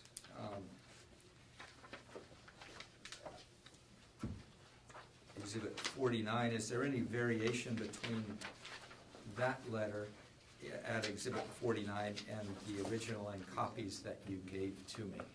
No. Okay, so... Just aside from the additional notation, he was signing under penalty of perjury and then having it notarized. Okay, so I will distribute these, which are signed under penalty of perjury, to the board members to be inserted in Exhibit 49, as part of Exhibit 49. Is that your preference? Yes. Mr. Gatch? Yes.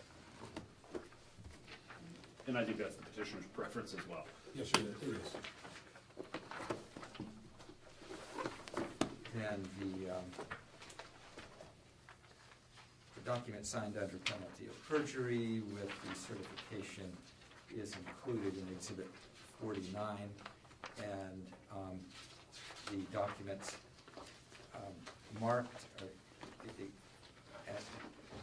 1 through 54 are marked as Exhibits 1 through 54 and admitted into evidence as such. Anything else, Mr. Gatch? No, thank you very much, Your Honor. Okay. Now,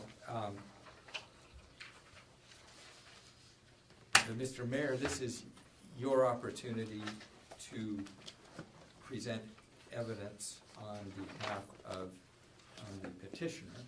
And do you wish, you may give an opening statement if you wish. And then we'll be asking the petitioner to testify. He'll be sworn in and testify. And also, you may call any witnesses you wish to call. But first, do you have any additional documents that you want to introduce? No additional documents, and just for the record, we have no objection to the admission of 1 through 54. Okay, and the 1 through 54 are in. And do you wish to give an opening statement? Yeah, I would, Your Honor, thank you. Just a brief statement to Your Honor and members of the board. First of all, it's a pleasure for us to appear before you, and we appreciate the chance to be heard.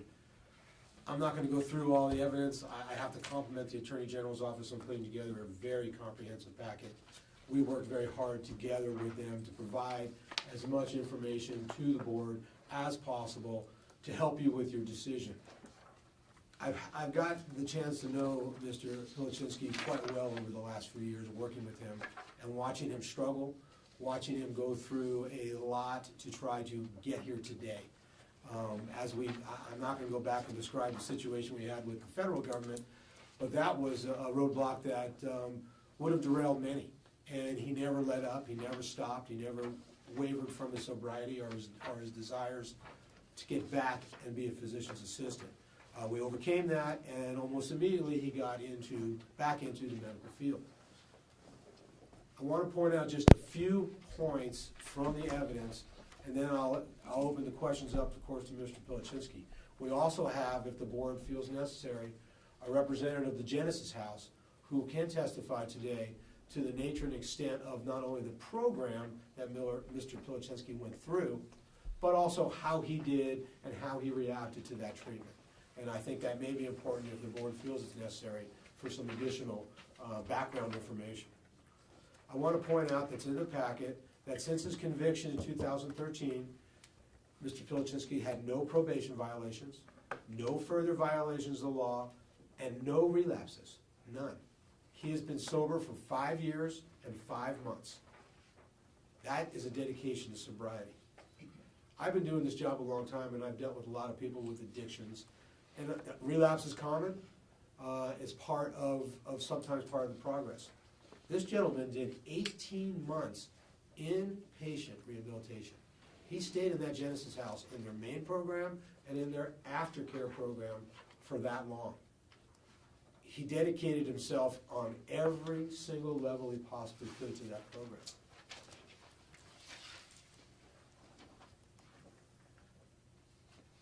He's now gone past just being in a program. He's actually become part of the process.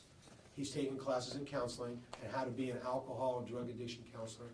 He's now also a sponsor, but yet he continues on his own program as well. I'm not sure how much in detail the board reads these packets beforehand, but I think it's important to look at his Exhibit 45, his own relapse prevention plan, his Exhibit 46, his without requirement of any employer, his relationship that he's established with Francine Farrell and Associates regarding his self-testing. And then lastly, the progress report from the Pacific Assistance Group. No dirty tests, no relapses, and never wavering from his one and only goal is to be successful here. I would challenge anyone to know, to bring up anybody who's committed so much, both from his own sobriety, from success in his career and success in his life. He's done everything he possibly could. While going through all what he's gone through, even while he was suffering from the no hire list, he continued to do continuing medical education. He continued to do his own testing. He continued to go to school to learn how to be a counselor, and he continued to do his own supporting background system to help him stay sober. When I read through his letter again that he submitted his petition, and then also the interview that he did with the investigators, Mr. Pilichinsky is honest to a fault. Not to his benefit, not to sugarcoat it, not to say, oh, I'm all better. He admits to what he's done. He admits to his daily battles. He admits to his commitments. He never once sugarcoats it. He doesn't blame anybody else. He doesn't transfer fault to anybody. He takes on his responsibility, and he says, it was me who's responsible, and it's me who's responsible every day.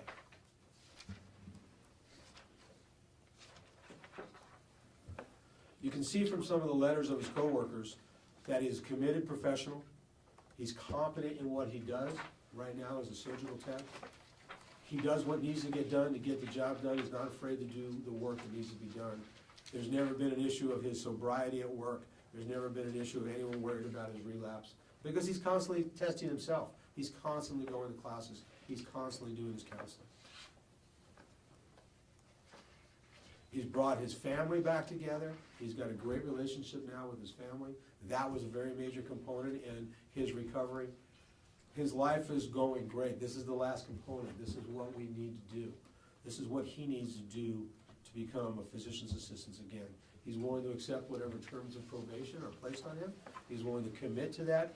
Whatever program is put in there, he's willing to do whatever it needs to be done. And I think that's not just words in Mr. Pilichinsky's situation. This document, this 54 exhibits, is proof of his commitment and his dedication to what he's done. So at this time, I'm more than happy to put on a witness, if the board feels necessary, of Mr. Byron Rosenberg, who's from the Genesis House, and also, of course, open up to questions to Mr. Pilichinsky. I have a question. Can you, I thank you for submitting all the documentation that gave a great history. Can you elaborate on how your alcoholism took place in the beginning? That will give us a little bit of... So are these questions to the petitioner? Yes. Okay, so I will get him sworn in. Oh, okay. And then he can present evidence, okay? So, and is it your wish now to call the petitioner to testify? Yes. Okay. Mr. Pilichinsky, if you'll please stand and raise your right hand. Do you solemnly swear the testimony you're about to give shall be the truth, the whole truth, and nothing but the truth? I do. Please be seated and state and spell your first and last name for the court reporter. Christopher Pilichinsky, Pilczynski.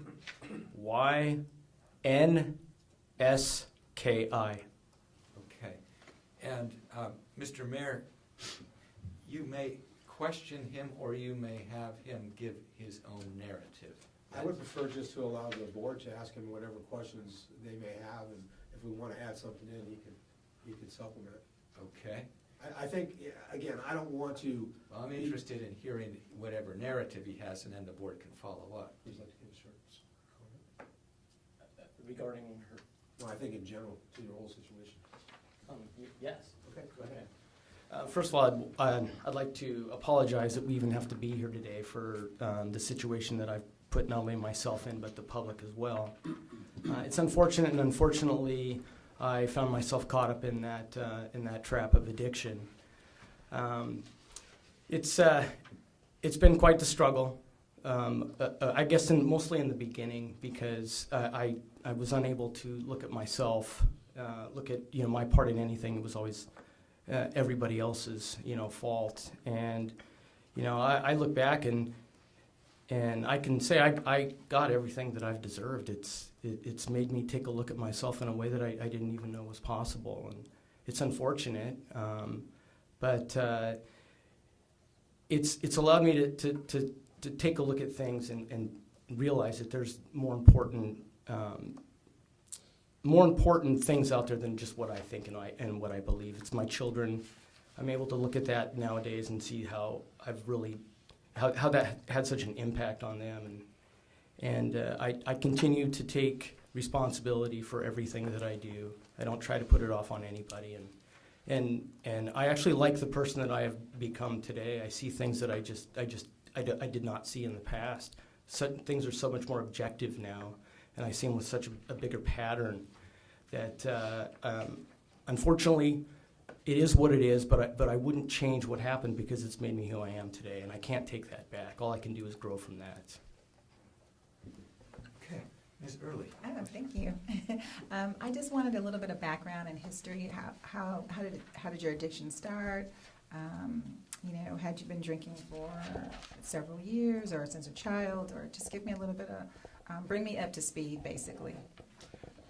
Yes, I started in high school. I can remember the actual very first incident that I had, And we actually talked about it not too long ago, a friend of mine, and I honestly believe that was the day that I became an alcoholic. Was after I drank for the first time with him, I woke up really sick the next day. I was out all night.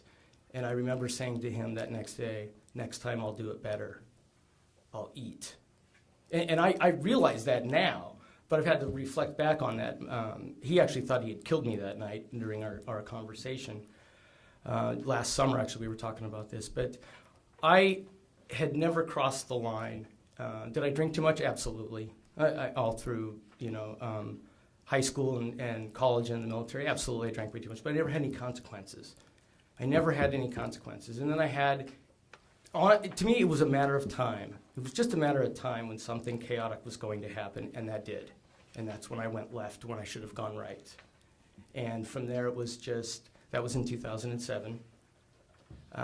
And at that point, it was game on. And I mean, that's what addicts do. You look for every opportunity. I spent more time trying to figure out when I could drink as opposed to anything else for that period of time. Consequence after consequence, and nothing changed. Until finally one day, it was like, I'm done. And that was in 2013. And that's when I said, okay, I need to do something. And even at that point, all I was doing was trying to hide. That's all I was trying. I was trying to figure out a way to get out of this mess. So I went into the Genesis House. I didn't go there to get sober. I went in there to hide. I'll make that absolutely clear. And 8 months later, I had that, which you could say, that aha moment. And that was from a 15-year-old daughter who called me on the phone while at the Genesis House. I had 15 minutes with her in a crowded room, and she asked why we got divorced. And that's when I said, it's not about that. It's about you and me building our relationship. I had no prior relationship with her for 2 years. That was the moment where I said, I'm done. And then that's when I quit fighting. And it changed my life after that. And I haven't looked back since. Any other questions by board members? Yes, I have some. Thank you for coming today. I noted that you were unsuccessful with your NCCPA recertification. Have you attempted that again, or do you plan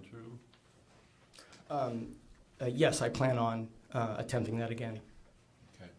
And I read somewhere where you did your OR Tech training in the military. What branch and where?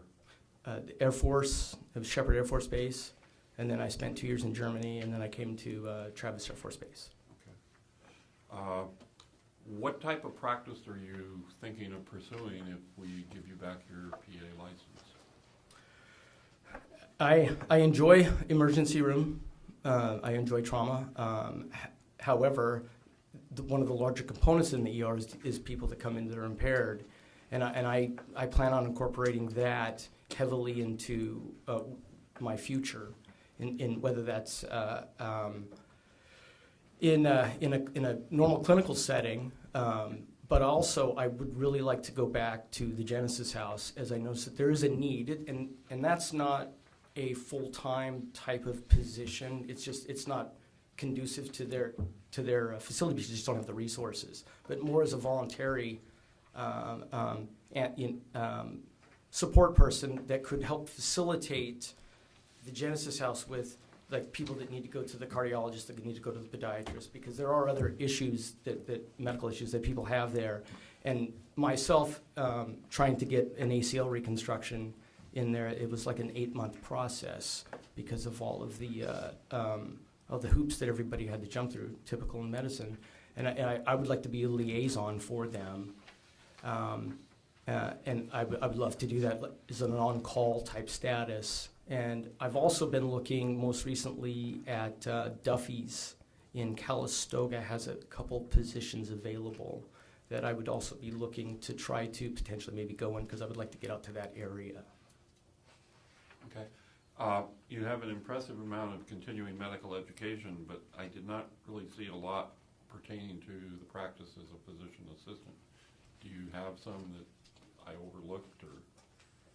I don't have any documented categories because I'm not licensed and therefore they don't count. But I've read many books. I've EKG. I've read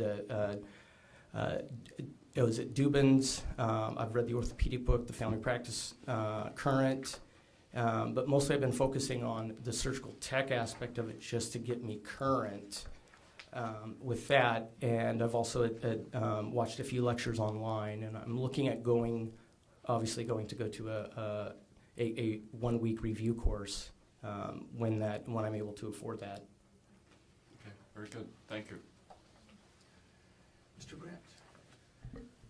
Thank you for being here and for your transparency and honesty, and congratulations on your sobriety. I think that's good. Thank you. I just have a couple of questions. The first one is, your counsel said there's never been an issue of your sobriety at work. Just to answer your counsel's question, yes, I read every page of this book. Just to clarify, I was talking since his recovery. Okay. I wasn't referring back to his past. Okay. So I think, our purpose here as the board is really public safety. And in looking at our mission of public safety, given your background, what assurances can you make that moving forward that there would not be a recurrence of these issues? How can we be assured that you're safe to practice, not only in terms of competence, which is what I think Mr. Sachs was getting at, but in terms of particularly, I'm an ERPA, so I get that, but working in a stressful environment, night shifts, all of those things. Some of the triggering events from my reading in here had to do with your family situation and dissolution of marriage, and if you get several of those stressors stacking on top of each other, how can we be assured that you won't have problems? And that's always a difficult question to answer, because the fact of the matter is that when I stop showing up for my own recovery, it's game on. I mean, that's the bottom line. I am going to be, I would like to hope, a sober alcoholic until I die. But if I don't show up for my own recovery, there isn't anything that anybody can do to stop that. I mean, I've already demonstrated that with just with my past and how I saw things and the way that the way that I thought. It was me. And I have instruments in place that keep me continuing to move forward, continuing to grow, which is why even in a relapse prevention plan, it has to change. It can't stay the same, because one thing may work for me now, but it may not 2 weeks from now. And if I'm not continuing adjusting that and doing what I need to do, then there isn't anything that would stop. That's how the disease is. I mean, I know that 90% of my recovery is spiritual, and alcohol and alcohol is the antithesis of God. I can't have one without the other. The minute I stop having any type of spiritual relationship, that's when alcohol comes in. And I'm doing everything that I can, reaching out, support, sponsor, sponsees, and as long as I continue to do that, and I'm able, to reach out and use the tools, then I would hope that I would be successful. Okay. Last question. If the board were to reinstate your license with restrictions, is that something that would be acceptable to you in terms of, testing and some of these other things that you're doing? Absolutely. And is there a limit on time that you would be willing to tolerate those restrictions? As long as you guys ask me to do it. Thank you. Your Honor. Yes, sir. Thank you. Juan Armenta. Sir, thank you for doing this. I was impressed by your effort and your clean tests in this. I do have a few questions relative to your rehabilitation, although Mr. Grant had a couple of them. The last one was random and frequent testing is something I'd assume you would be compliant with for as long as we may decide that may be necessary. Is that correct? Yes. Okay. Tell me about your current relationship with your kids. I actually, from about 2013 to 2012 to 14, my daughter and I did not have a very good relationship. She was upset with me, and I completely understand that. Through time, she has come back into my life to where there is more trust. I still think that there's always a little bit of a standoff just because of the past of what I've created. But we talk regularly. She's open with me. She's honest with me. We spend time together. My son and I have a better relationship. He's a couple of years younger. But I try to see them as much as possible. And I like to continue to talk to them about what I've been through. Not so much on, don't do this or don't do that, but when I was in situations, this is what I did, and this was wrong, and how it was wrong, and to let them know that I'm conscious and aware of my mistakes in the past. How old are your kids present? My daughter is 20, and my son will be 18 in January. What is your daughter doing educationally? She is a CNA right now and is planning on going to nursing school. I take it your son probably graduates this year or just graduated? Yes, in 2019 he graduates. We've been looking at Sac State and UC Davis. He wants to be a detective. One question I did have, and by the way, like Mr. Grant, I want you to know that we did review every bit of it. I did review every bit of this packet Thursday morning. I took the morning off to do that, so. Oh, thank you. I invested the time to understand this. One question that maybe should be implied in there, but once you learned that you had been, your license had been revoked, why was there a delay in initiating any efforts to getting it back? Maybe you can explain that to me. Or was there? I did not understand the timeline very well. I entered into the Genesis House in May of 2013, and I did not update my address with the board. So when the hearing letter was... Let me interrupt you. I understand that part, but once you learned the license was revoked, I thought from my timeline there was a delay in then initiating proceedings to regaining your license. Was there not, or am I mistaken, Counsel? I think there's a statutory period in which she's eligible to reapply, and that was the gap in time. Okay, all right, that explains that. And if I may also, for your edification, he can't ask for a petition for reinstatement while he's under criminal probation terms. So his criminal probation in the 2013 DUI did not clear until 2016. So he can't even ask. He applied for a petition in 2017. Part of this was also the investigative process. It does take a while for the board to fully investigate this, and as you saw, HQIE did a full investigation in this case, and so that in itself takes a while. So that's kind of the timeline here. I would actually say, from what I see, this is actually a pretty quick petition following termination, based on the facts that we have here. Excellent, thank you. That helps me understand that. Have you had any close calls with relapse since you've been out in the last 5 years, right? No, I have not had any close calls, but I had a thought here and there. Okay, so what mechanisms do you have to ameliorate those thoughts or to make sure you're not going down that road? I call somebody, and I run the tape out in my head, and I stop and I look at the situation where I'm at. Am I in an environment that is not conducive for myself? The problem with that, though, is that it doesn't matter where you're at. I mean, I had a thought from a song that came on the radio about 2 months ago, and I could not believe it. It reminded me of Germany when I was there when I was 18, and I laughed, and I moved on. And then 2 weeks later, I'm at a function with my daughter and my girlfriend at a wine fest, not a problem at all. And so it's what you do in the moment, and I use what I have available to me. And as long as I continue to keep doing that, then hopefully the right choice will be made. Well, I think you've kind of answered my follow-up question to that is what mechanisms do you have moving forward if you come to a point where you have thoughts of a relapse? I have a sponsor. I have friends and family girlfriend. I have the Genesis House. I have local people in the community that I talk with. I have church. I have Bible study, men's group, and then other individuals in AA as well that I have contacts with. Okay, thank you, sir. I don't have any more questions. Thank you, Your Honor. Any additional questions from board? Yes. Did you drink at the Wine Fest? No, ma'am. And what ways do you try to reduce stress in your life? Well, unfortunately, most of the stress right now is financial, so there's not much I can do about that.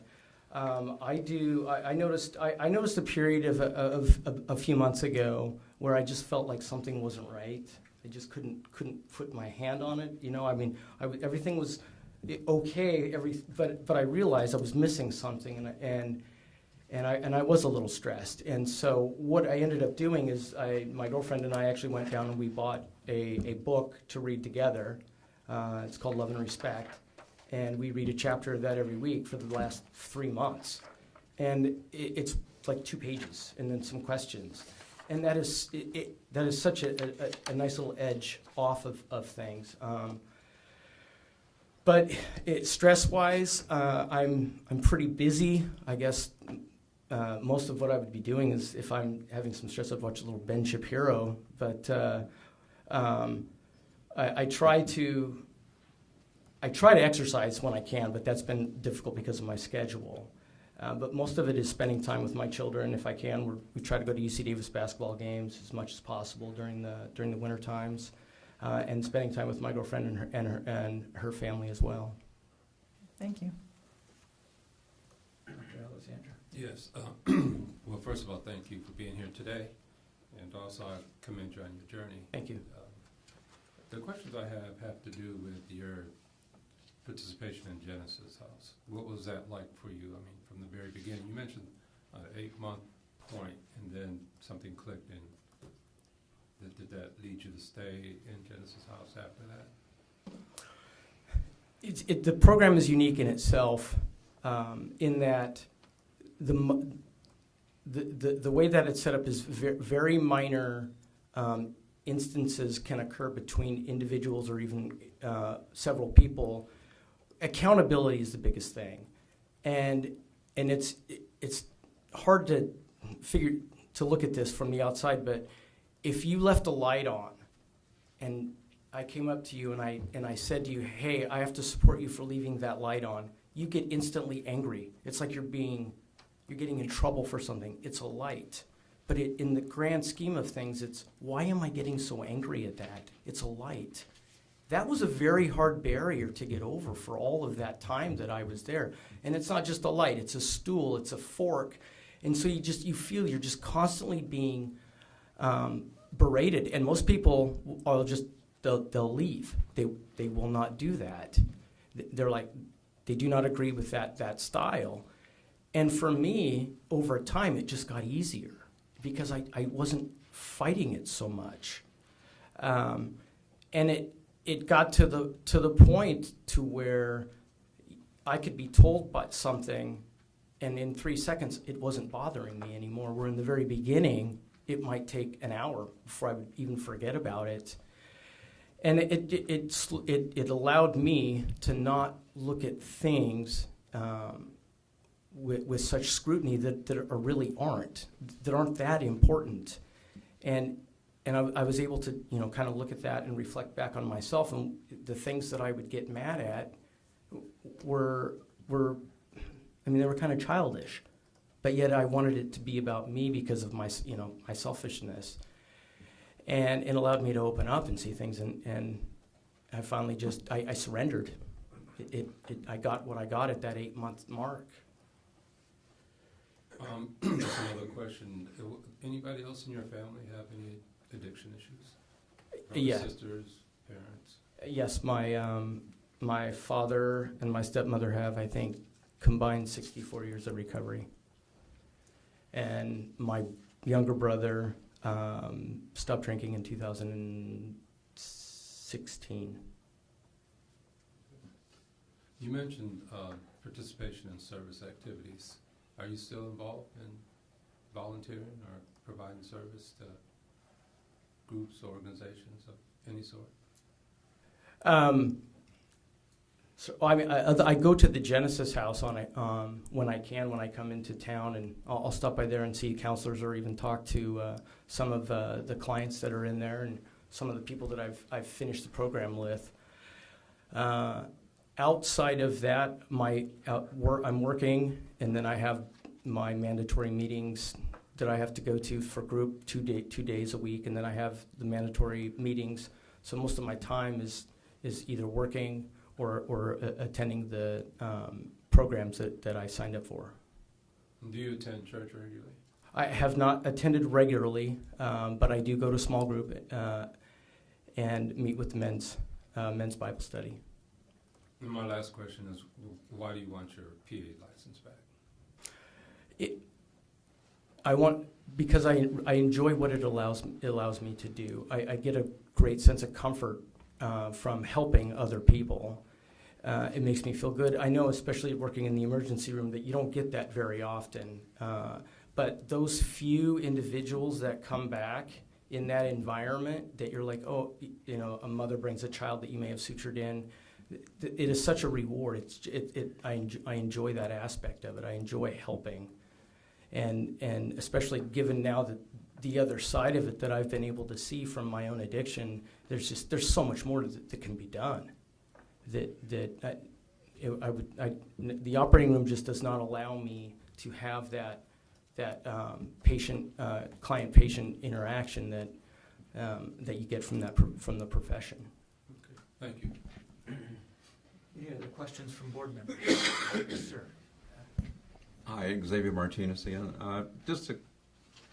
You've been asked a lot of questions, and a lot of my questions have been answered hearing this, but can you just describe what your duties are as an operating room technician, number one, and number two is, are you monitored at all to see if you have abused the alcohol while you're in that employment?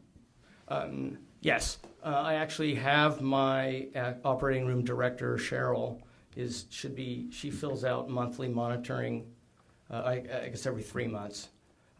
She'll send those in to Francine, to the Pacific Assistance Group. She's my RN director, or I should say charge nurse, I should say.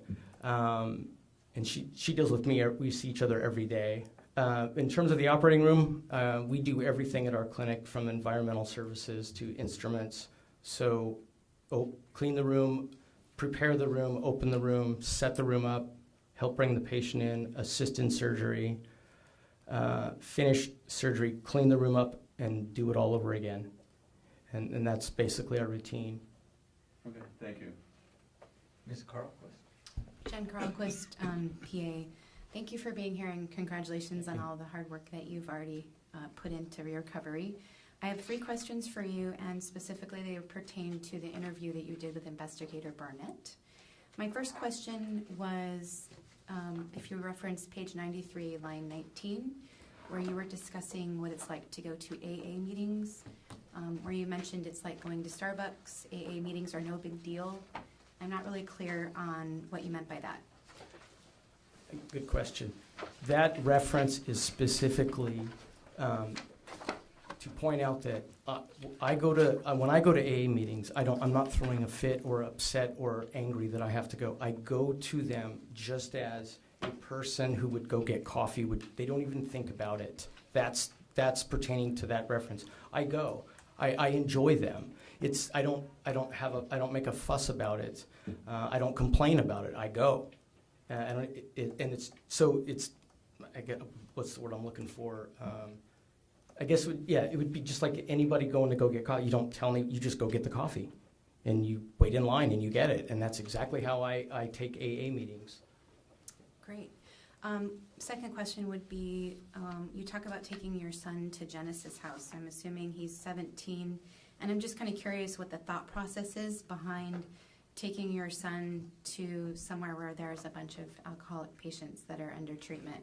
What is the benefit to your son, and possibly doing sleepovers? Actually, he did stay a few nights. It was allowed a few times, but that was in the aftercare portion where I am separated from the clients that are actually in the program, and so he would be able to come up and stay, and we would hang out, watch movies, play video games, and then we would go down and eat with the family down there, which would be the clients, and it does two things. It allows the clients that are there to see that they can actually have some type of structure outside of that. If I'm able to bring my son there, now granted this is with his mother's permission as well, this is not a forcible act, but it also allows him to see where dad is coming from as well too. And so when we go back, we'll go over there and we'll pick up one of our staff members. We'll go there, get him, and we'll go to a basketball game at UC Davis, and my son is with us. So he knows some of the staff members that are currently there as well. And they also do run they have a Christmas tree lot. We've been there a couple times. So he's because he lives in Benicia, and Genesis House is right there. And so I have a good rapport with them, and it's nice for him to know that where his dad has come from. I understand. Thank you. One last question. When you're talking about on page 73, line 24, where you were in the warehouse shoveling 50-pound bags of tomatoes was very stressful, and I can appreciate how stressful that must have been. I wonder how that might compare to, as I also work in the emergency room, I wonder how that might compare to working a 5 p.m. to 3 a.m. shift, juggling 8 to 10 runny noses, fractures, and also critically injured patients. How is that stress going to compare to shoveling tomatoes for you? Well, one of them is I like the one job, and the other one I didn't have an option. Manual labor in that aspect at $10 an hour, going from where I went, was not fun, but I did it. Okay, thank you very much. Yes, sir. Yes, Javier Esquivel. So, thank you for being so open and honest, and that you're being sorry for all these years. I only have one question for you. Is like, do you feel like, in case I were giving you your license back, you feel ready to work as a PA provider? And if you don't feel so ready, would you take some extra training for that? I'm going to take as much time as I need to ensure that I do this right, because I already did it wrong once, so I don't want to do that again. So yes, I will take as much time as necessary. Thank you. Yes. Hi, just one last question. Thank you again. In some of the documentation, you mentioned how much money you made over a six-figure salary being reduced to, lower wages. We know that once you are reinstated, you'll make more. Do you think the increase will affect you? Because I know that you mentioned in there your ego and things like that. Do you think with making that additional increase in income will affect you in those same ways? Only if I go back to thinking that I'm all of that again. And if my ego and pride comes back, then that would be an issue. I can't forget where I was after the incidences and my losing my license. That is the premise of why it's, despite that income, why it's actually not so bad, because I don't have to wake up every morning and wonder what I did or who did I call last night. I don't have to do that anymore. So just so happens it would be nice to do that, obviously making a little more money, but that wasn't the case when I was a PA. I had the ego and everything that went with it, and I can't go back to that because I already know what it does, and I don't want to. Okay, thank you. Any other questions from board members? Mr. Gatchett, do you have questions? Yes, Your Honor. Sir, could you just give me your sobriety date? May 24th, 2013. You had mentioned a wine fest. I want to ask about that. In the last year, have you been in a bar? No. Okay. Have you been, in the last year, have you been in any other events involving alcohol? Like a beer fest, wine fest, Oktoberfest? I don't think so. When did you go to this wine fest? I went to that, it was a couple months ago. It was actually my girlfriend's business. She works for Cliff Family Wine, and it was a business that they were putting on at their house. I was there helping them. My daughter was there. My girlfriend was there. And it was like 4 hours. Okay, so your girlfriend, this wine business, is this a winery then? It was an event that they were putting on at their house. Okay. It was a one-time. And so I taking this, I'm guessing your girlfriend, does she consume alcohol? Very little. And is that in your presence? I think I've seen her drink 2 times in the 2 years we've been together, 1 glass. Do you have any alcohol currently in your residence? No. Aside from your girlfriend, is there anyone else that you socialize in the last 12 months on a regular basis that consume alcohol? No.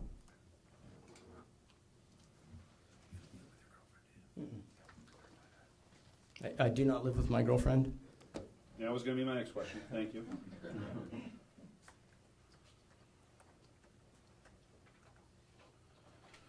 All right. Going through this packet, I noticed a date, July 28, 2010, and it was Exhibit 38, page 414. It was a mention when you were in treatment at Alta Bates. And at that point, it seemed like you had reached a bottom. You had your first DUI under your belt. You were drinking to blackout. It was noted that you were drinking at least 16 ounces a day. That the mom of your children had come to pick up your kids, and you were intoxicated, and your girlfriend gave you an ultimatum, and then you lost your job.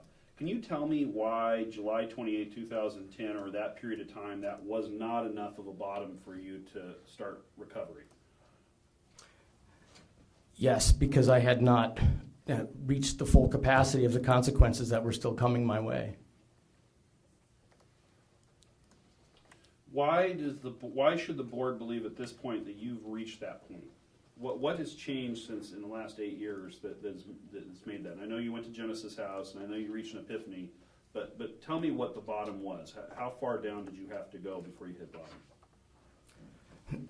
I think for me, my identity was that I felt as though that I deserved more. It was my ego and my pride, and once that got shut down, and I was finally able to realize that, then something had to be done. I still tried to fight that. It's evident. I mean, I've shown that. And every person's bottom is different. My brother's was 1 DUI, done. That was it. That's all he had. Hasn't drank again. Mine was a little longer. I had to go through what I had to go through to get to where I'm at.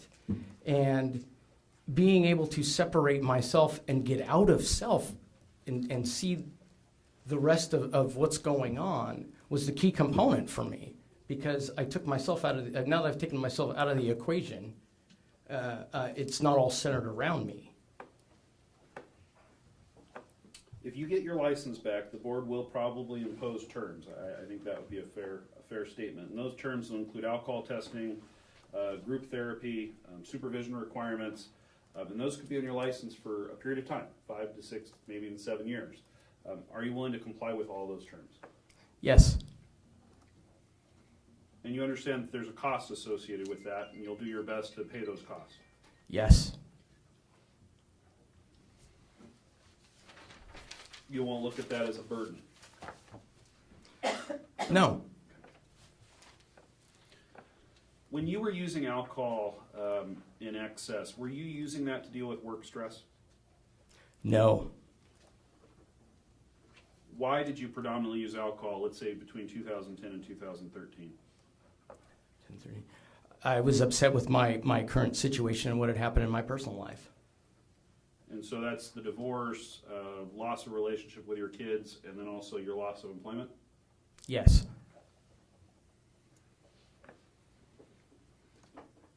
Today you've said that you deal with stress differently now.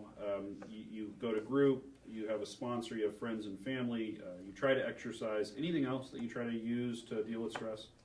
I do a lot of. Yes, I read the AA book, the Big Book. I read the Bible. I have conversations biblical with my girlfriend. Talk to my family. When did you complete the steps in AA? 2013. Was out of the program. I got out in September of 2014. What was the hardest step for you to complete? I'm sorry, that's September 2015. I'm sorry. And what was the hardest step for you to complete in that program? And tell us why. Oh, that's step 4, which is the listing all of our character defects and looking at them from an objective point of view, trying to look at them from an objective point of view. And why was that the hardest? Because it makes you take a look at yourself instead of just looking at what the other person may or may have not done to you based on how you view it. What did you learn about yourself going through that process? I've learned that I've got a lot of hostility built up over things that have happened to me from a personal level with my relationship with my wife.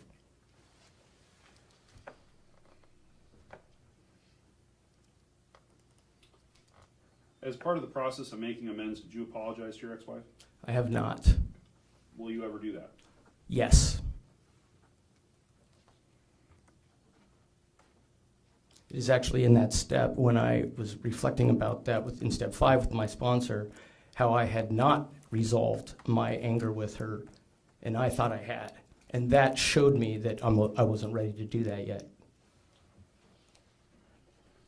All right, 2014 was when you last had your license. It's been 4 years, so you understand that there could be a component to your probation requiring you to do education courses and training in order to make sure that you're up to date on current medical science. Yes. And you'd be willing to do that? Yes. I have no further questions. Thank you. Yes, Mr. Early. Sorry, one last question. What specialty did you work in? I can't remember before. I was in corrections, and then I went to the emergency room. Okay, thank you. Board members have any more questions? That's one final question. Yes, Mr. Ray. My final question is, would you feel comfortable with sending someone that you love to you as a patient? I would feel very comfortable. Would you have any concern about that?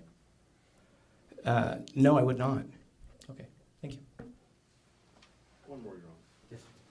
I realize your daughter's an adult, but your son, if you don't mind me asking, what is the custodial status with respect to your son? Well, he's 17 now, so he's working a lot. It's when we can find the time to get together.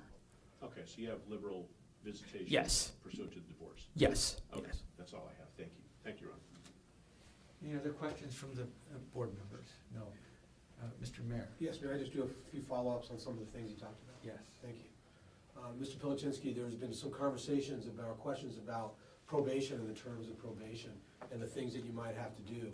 It sounds to me that the terms of probation that have been indicated are very similar to what you're doing now. Is that correct? Yes. Okay. And that's something you did on your own voluntarily, correct? Yes, I went to the Pacific Assistance Group on my own. Right. And you do counseling? Yes. Okay. And you do AA meetings? Yes. And you do testing? Yes. Random. Yeah.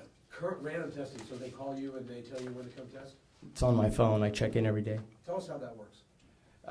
I have a computer program. I think it's First Source, and so every day at between 5 a.m. and 5 p.m., I check in to see if I have to do a urine test or whatever test number that they want me to do, and if it's red, then I have to go do that, and it has to be observed. And also, and that's 7 days a week. I have to check that. As a matter of fact, I'm going to Arkansas. And they've already given me a place to go test when I'm there, just in case I get called, or I check my phone. So that's already been set up ahead of time. I also have GPS AA meetings on there that when I go to a meeting, I sign in and it GPS locates where I'm at, and I sign out when I leave, so that it's verifiable through the GPS. And I have a minimum that I have to do a week with that. And then I also I do all my reporting, all my testing gets put online. I have to calculate in all the data, the lab slips, and what number it was, what time it was. And then I do the group support meetings a couple days a week as well. So any burdens that might be put on from a probationary standpoint would not be anything more than you're already doing now? No. And there was also a question about you're willing to pay the cost. Have you ever calculated what percentage of your current income are you spending on your counseling and your treatment and your testing? It's roughly 60 to 75%. And there were some questions asked you about your continuing education. You have continued to do education in the medical profession, isn't that correct? Yes.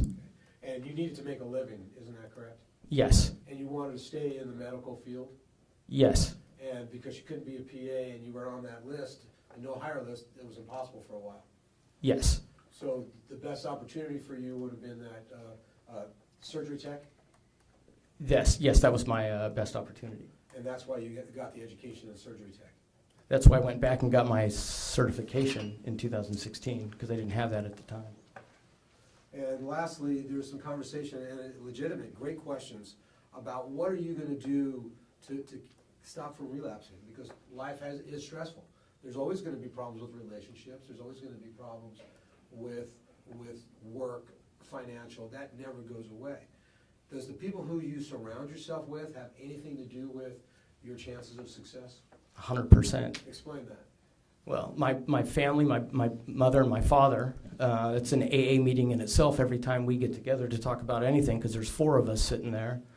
And my brother made the comment, 1 DUI. My dad said, I got 10. My brother's like, it's not a competition, Dad. I mean, it's always there. I face it all the time. My ex-wife's father-in-law was an alcoholic. He spent, 35 years in prison. And so it is there no matter where I go. And so I always have to deal with it. A lot of my friends are staff members at the Genesis House. My girlfriend is very fully aware of what goes on with me. In fact, she's a proud supporter of me going to meetings. In fact, she'll even ask me, she asked me last night, do you need to go to a meeting tonight? No, so that is around me all the time. And because of my history, I have to be on my children about that, because it is such a concern of mine, especially with my daughter. Oftentimes when I deal with people with addiction issues, when they're done with their treatment, they go back to the life that they had before, and it's all easy to fall back into the addiction issues. Did you have to change the people you hung out with and the friends that you had when you made the determination to be sober? Absolutely. I don't hang around those people anymore. Was that difficult? Well, of course. It's difficult when you just all of a sudden up and move yourself out of their, having any relations with them and hanging out with them. And it sounds like you've now got a new base of friends who support your sobriety. Absolutely. I think that was probably one of the biggest hurdles.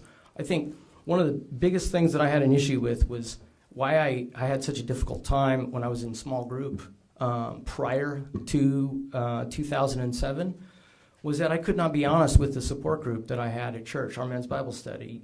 You're my support brother in church.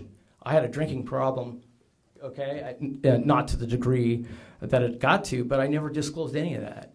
And that was the first thing I did when I came up to Yuba City after I got out of the Genesis House. I went straight into that men's Bible study, and I just vomited my history all over them.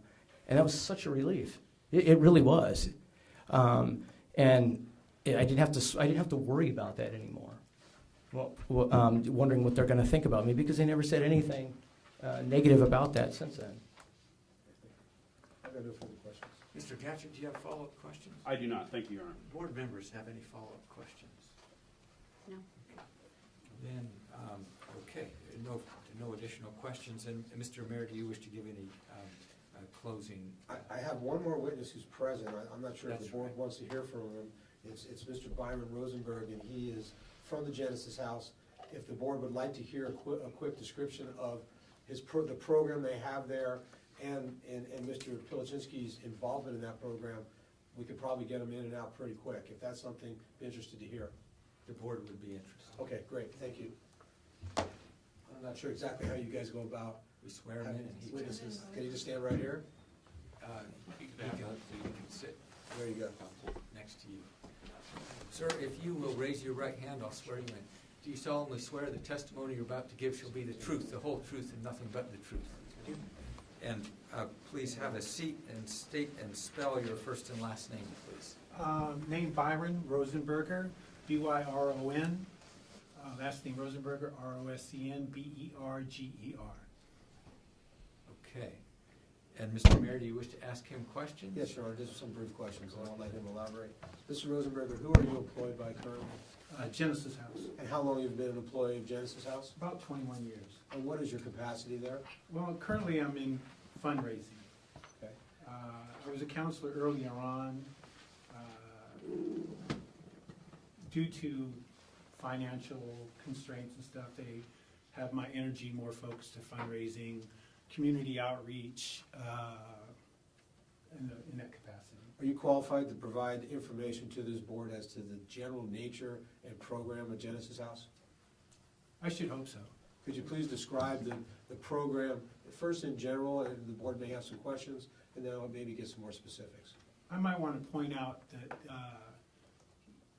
Christopher had said we had emphasis on leaving the lights on. It really sounds really petty to some people, but people are where they're at. And even from a professional standpoint, we've had a lot of professional people there that didn't last because they thought that it was rather petty to do these things. But, you know, they don't pay the bill, you know. So we just trying to emphasize responsibility, accountability, no matter what status they are, whether they're a street person or a professional. We all play, it's a fair playing field, I guess. Maybe my question is a little too broad. Could you explain the structure of the program? Oh, very highly structured, very highly structured. Gosh, I really can't really explain it because really every experience is different. Well, let me try to get a little more specific to help Okay. out. When somebody enters the program, is there certain procedures and processes they have to go through? Oh, yeah, it's a three-step program. As you come into the program, it's introduced to program rules and regulations. And then as they're there, the only rule really should be no drugs and alcohol and no violence. But the individuals kind of dictate how the program is run based on either being street people or even professionals. So the dynamics of the program is really based on each individual's, what they kind of bring to there. What's the usual time period that somebody actually attends Genesis House? 9 to 11 months is the average stay. They can stay as long as they want in aftercare. What type of treatment is provided at the Genesis House? There's a lot of one-on-one counseling, group work. We work in the community quite a bit too. Benicia and Vallejo is very, very supportive of our community as a whole, because we do a lot of community service projects. We're well known. We've been there about 42 years. And one thing about the structure of the program is that the peers and the staff have to, each individual is graduated into each step of the program. It's not like a given. It's not a given that they're just, okay, this is your 9 months, you're there, you're through it. They have to earn it. They really have to earn it. What type of things do they have to do to earn it? Gosh, that's a really great question. It's really individual. We have a criteria. We have a criteria and a program guideline to follow through on it. But it's really based on honesty and their accountability, and that's what we stress. You mentioned turning the lights on, and a lot of people can't handle that. What percentage, and I'm not going to hold you these as hard facts, what percentage of people that enter the program make it through the 9 months? Gosh, I don't know. There's always been a 1 in 4 success rate. I don't know if that's a state, national average, or whatever. But for us, it's really if they're involved. If they stay involved, if they stay outside of the program, much like Mr. Pilachinsky has been through. establish support groups, layers and layers and layers of support groups, and then he still can always come back. He can always come back. What percentage of the parties that go to the Genesis House stay as long, the 18 months, as Mr. Pilichinsky did? Well, most people, they have family requirements. We stress, like you said, he brought his kids there. My grandkids come there. So it's really a family-oriented kind of program. So if they stay long enough, could you ask the question again? I'm sorry. I'm just asking what percentage of people that enter the program stay as long as he did, 18 months? Oh, gosh, it's probably 1 in 4. But people have, like I stated earlier, that people have family and they have obligations that they have to meet. So that some people have to go, and it's really up to them to develop their own support group. But they always can always come back and develop. We have exit plans and all that stuff provided for them. Were you involved with Mr. Pilichinsky's treatment at the Genesis House? Not on a professional level. Like I said, I'm in community projects and stuff, so he's worked with me. I've sat in on groups and. Based on what you've observed, how would you describe his participation in the Genesis House program? Very humble guy. Very humble. Humble, really humble. And that's where the epiphany comes in, where you kind of realize, that, it's a real humbling experience. Are you still involved with Mr. Pilichinsky's support system? Yeah, we're around each other when he comes into town. Social media, which I participate in, but yeah, we talk often enough when he's in town. Are you guys? Would you consider each other support for each other with sobriety? Oh, absolutely, absolutely. I'll open it up to the board if they have any questions. Yes. Thank you. Can you tell me what the cost of the Genesis program is per month? Oh, it's based on the ability to pay. We do have a cost. It's about $2,200 a month, but most of the people that come in, they don't. So we have to be creative, if you will, to keep it operational. And is it an inpatient facility? Yes, it is. It's Okay. residential. All right. And then have you personally gone through the AA process yourself? Well, I went through treatment there also. Okay. And afterwards, I just stay involved. This is kind of my thing. Now, I would be a lot further along, I think, if I had went to AA or NA. But I went to school and, I did everything I possibly can. And I have the same support group that he has and my peers also. Okay. Just one last question. Are you related to our person right here, Mr. Pilichinsky? And, or were you friends with him prior to? No, I never met him before he came to the Genesis House. All right, thank you so much. Yeah.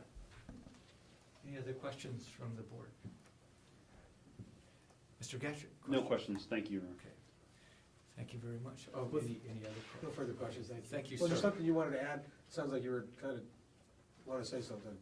Well, I'd have to say that, I'm really honored and privileged that he asked me to come. I could have thought of a dozen people that he could have chose, but I'm really honored. But really, fear, you can probably tell it in my voice, a little bit nervous about it, but, I never thought to sit here, and have the privilege to,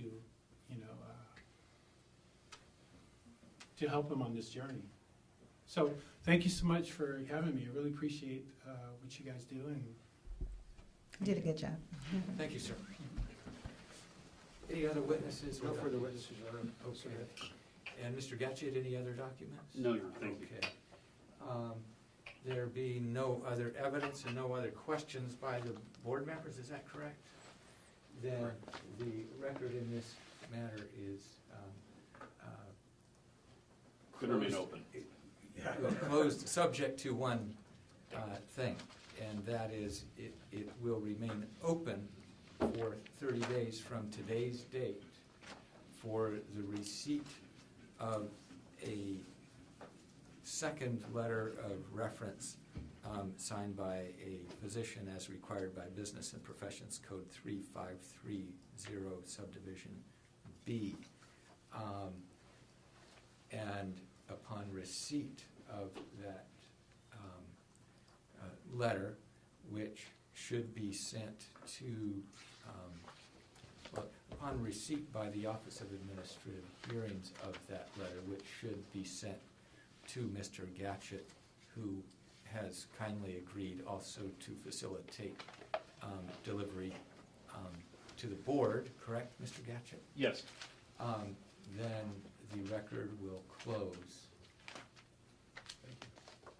Thank you all. And we will go into closed session, correct? Correct. Thank you. Thank you. Thank you. So at this time, pursuant to section 11126C, paragraph 3, the Criminal Government Code, the board will move into closed session to deliberate and take action on disciplinary matters, including the above petition for reinstatement of license. I anticipate we will probably come out of closed session by 12:30, and at that time we will take a lunch break and return for the meeting at 1 p.m. Thank you. Thank you, Your Honor. Position Assistant Board back to order. I'm going to jump around the agenda today a little bit. The next item on the agenda that we will go to will be item 16, which is budget update, and that will be Marie Reyes and also Mark Ito from the Department of Finance.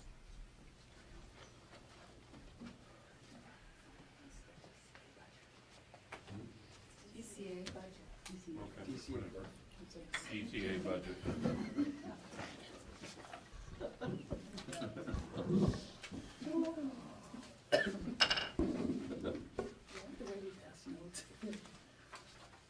Good afternoon. Good afternoon, welcome. Thank you. Well, as you know, my name is Marie Reyes, and I'm your assigned budget analyst for Physician's Assistant Board. This is my manager, Mark Ito. Not working? Oh, okay. Thank you for having us here today. Before I go to the fund condition and the projection report that we've prepared for you, let me just give you a slight overview, of the budget process. All DCA programs participate in incremental budgeting. What this means is the starting budget for this year would be the prior year's Budget Act. From there are various adjustments that are made, such as budget change proposals, executive orders, legislative bills, budget letters, augmentation, just to name a few. We work very closely with the board and bureaus and provide them with open communication to ensure transparency. I believe on your packet, there's a fund condition that was provided.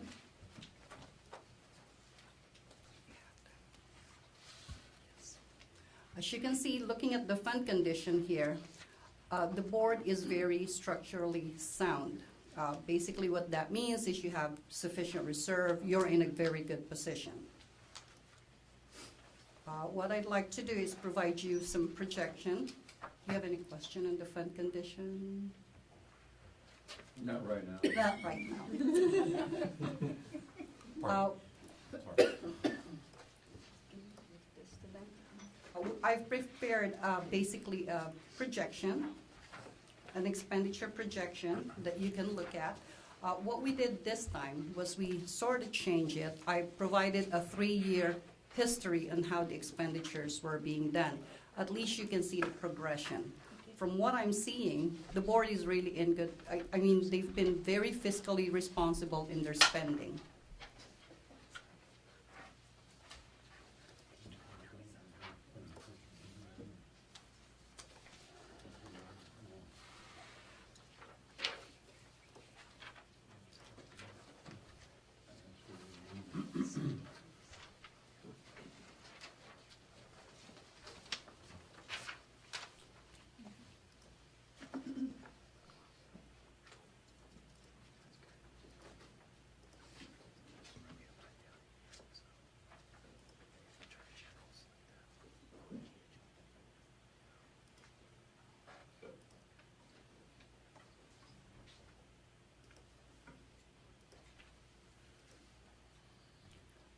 Well, you can basically see in here for the current year, what we provided is as of, let me see, September 30, 2018, because that's the latest extraction that we have.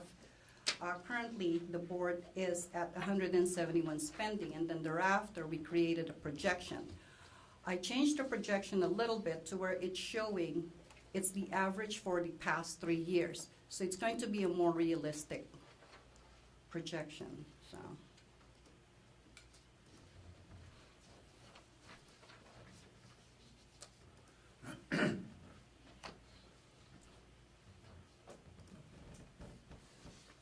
So, can I ask a question? Yes, sir. Looking at FY 17-18, Yes.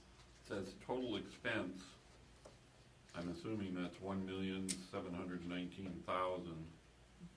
For 16, 17? It says total expense down at the bottom for 16, 17. Mhm.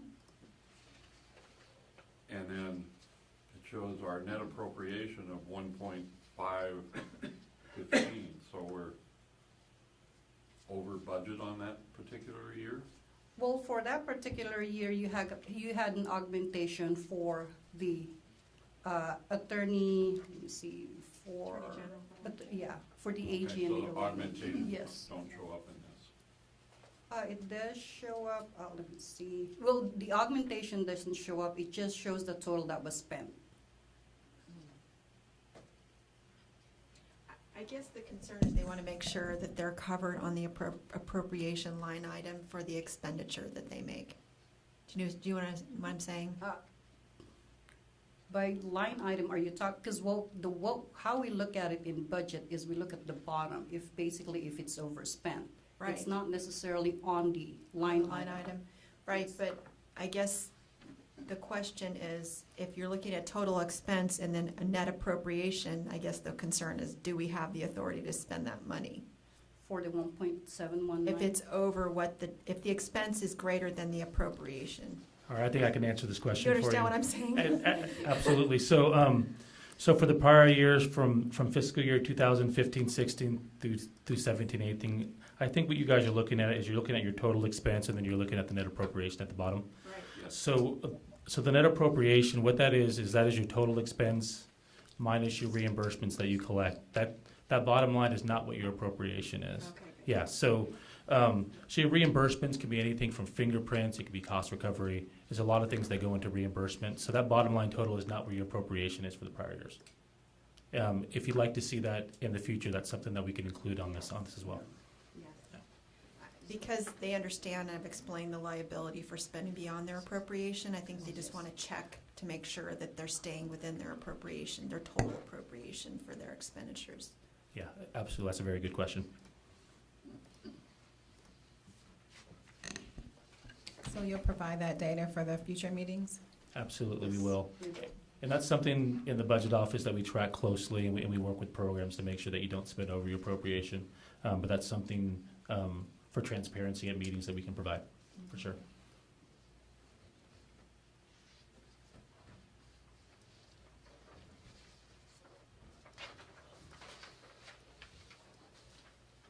I'm looking at my budget chairman down there.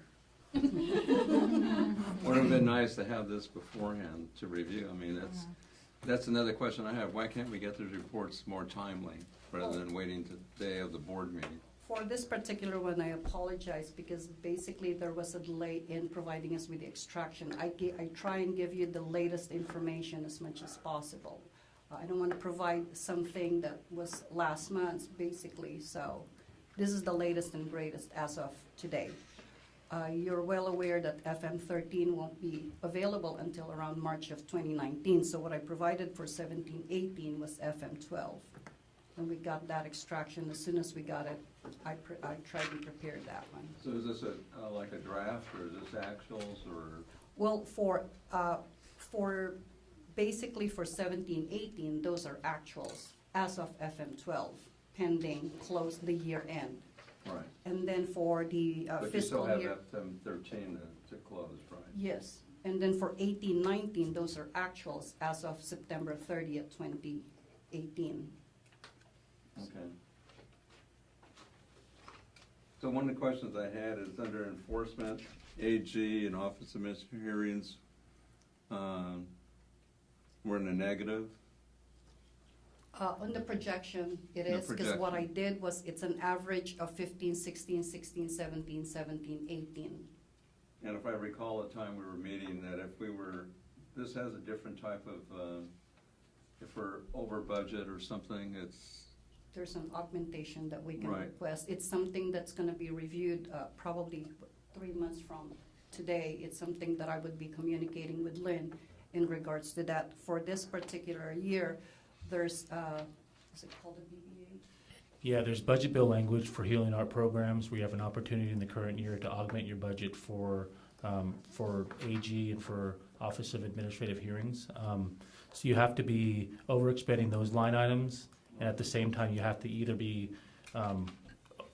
overspending bottom line or projected overspend bottom line, or be close. And then if you meet those two prerequisites, we'll look into it, and then we'll work with Lynn to ensure that that gets augmented. okay. Because I think one of the issues we had was, is the executive officer responsible based on the law? That was, and that's our concern. And I thought this was different than the rest of the budget. Yeah, it is different in that there is a mechanism if you overspend those two line items. Okay. Absolutely. I have a quick question. If we continuously overspend on those two line items and you guys continuously make the adjustment, can we just go to the higher level continuously, or? Yeah, I believe I could look into it. I believe you just got an adjustment within the last year, maybe. There's an adjustment in $90,000. Yeah, there was an adjustment to that line item. So typically, what we do is we like to see a trend. So once you kind of go over that a couple of times, 2-3 times, maybe we can look into I think we've adjusting shown again. a trend, I think, over the last couple of years, is that right? Yeah, Right, it so we've has shown a been. trend, so that's my Yeah. question. Yeah, but you just got 90,000 last Right. year. So Yeah. so we want to So- see a trend above and beyond that again. So for the previous years, if we've Mhm. gotten increases, and now this last one was 90,000, so you've had, I don't know, 3 years of increase? The 90,000 is for the current year. Right. It's already been augmented, even before we asked, there's an augmentation that was done of 90,000. So instead of, I believe, instead of 375, the current budget is, because normally it's 375, the budget for this year is now 465. And will And then next we're year going to start be- off at 465? I'm sorry. Will next year start off at the higher level? Yes, ma'am. Okay. So, and then after that, we're going to be reviewing it. As I said, this is something that we consistently look at. And I appreciate Lynn sending it to me early on every month, because it enables us to actually look at where the trend is. Okay. All right, thank you.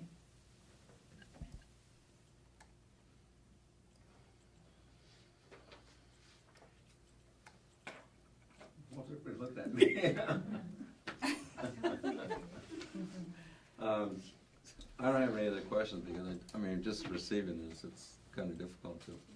But I do have a question over about fiscal. I mean, is it moving along? Are we still behind or? Question. Do you mean for the prior year or for this year? I think there's kind All of two years. separate questions. All years. I think for the prior year, it's been put out there already that we're anticipating closing 17, 18 in March. I think some of the difficulties is because us and the state controller's office are working on different financial platforms. So closing is a lot more difficult. Where when we were all on one system, it was kind of looking at apples to apples. Now it's apples to oranges. So it's going to take a little bit of time, and we're hoping that once we do close it this year, that we can use those lessons to do it more expeditiously moving forward. Now, as of this year, we are getting reports, our preliminary reports, a little earlier than we did last year. The system is transacting in the background appropriately in the system, so we are able to get what's called an extract from the system, which isn't really a report. It's a line-by-line list of every transaction that's happened in the system. So what we do with those is we use those extract and we can filter it specifically to your program, and then what we have to do is go line by line and kind of figure out what expenditure hits what line item, and it's a lot more there's a lot more work in doing that for a projection, but that's something that we definitely do for all programs to make sure that your spending's in line with your appropriation. Okay. one last question. Again, the vendor's not responsible for this delay or whatever, I don't, financially.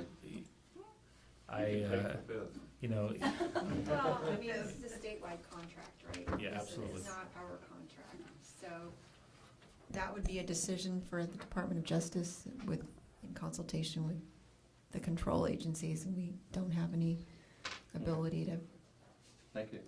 take that action. So I guess I'll ask the question I ask every time, just to make sure. Up at the top, we have the note of 1.5 million loan from us to the general fund. And I'm assuming that's just going to stay ongoing as a loan? Well, currently, the way we have the general fund is that it's set up for repayment in 2022. It really is to the board's best interest, because right now, you're in a very you're in a very good financial position. Your reserve is at 14 months through, I believe, 18 months.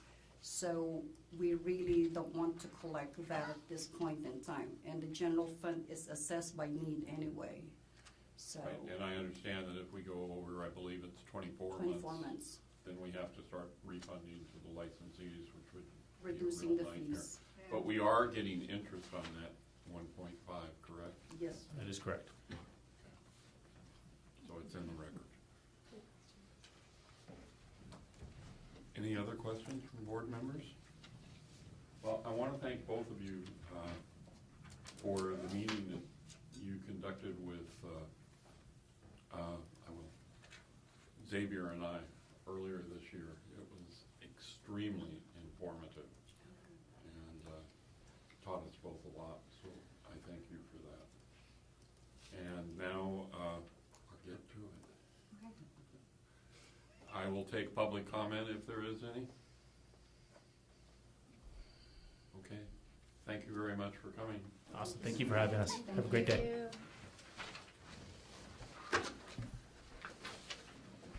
Okay, so we will go back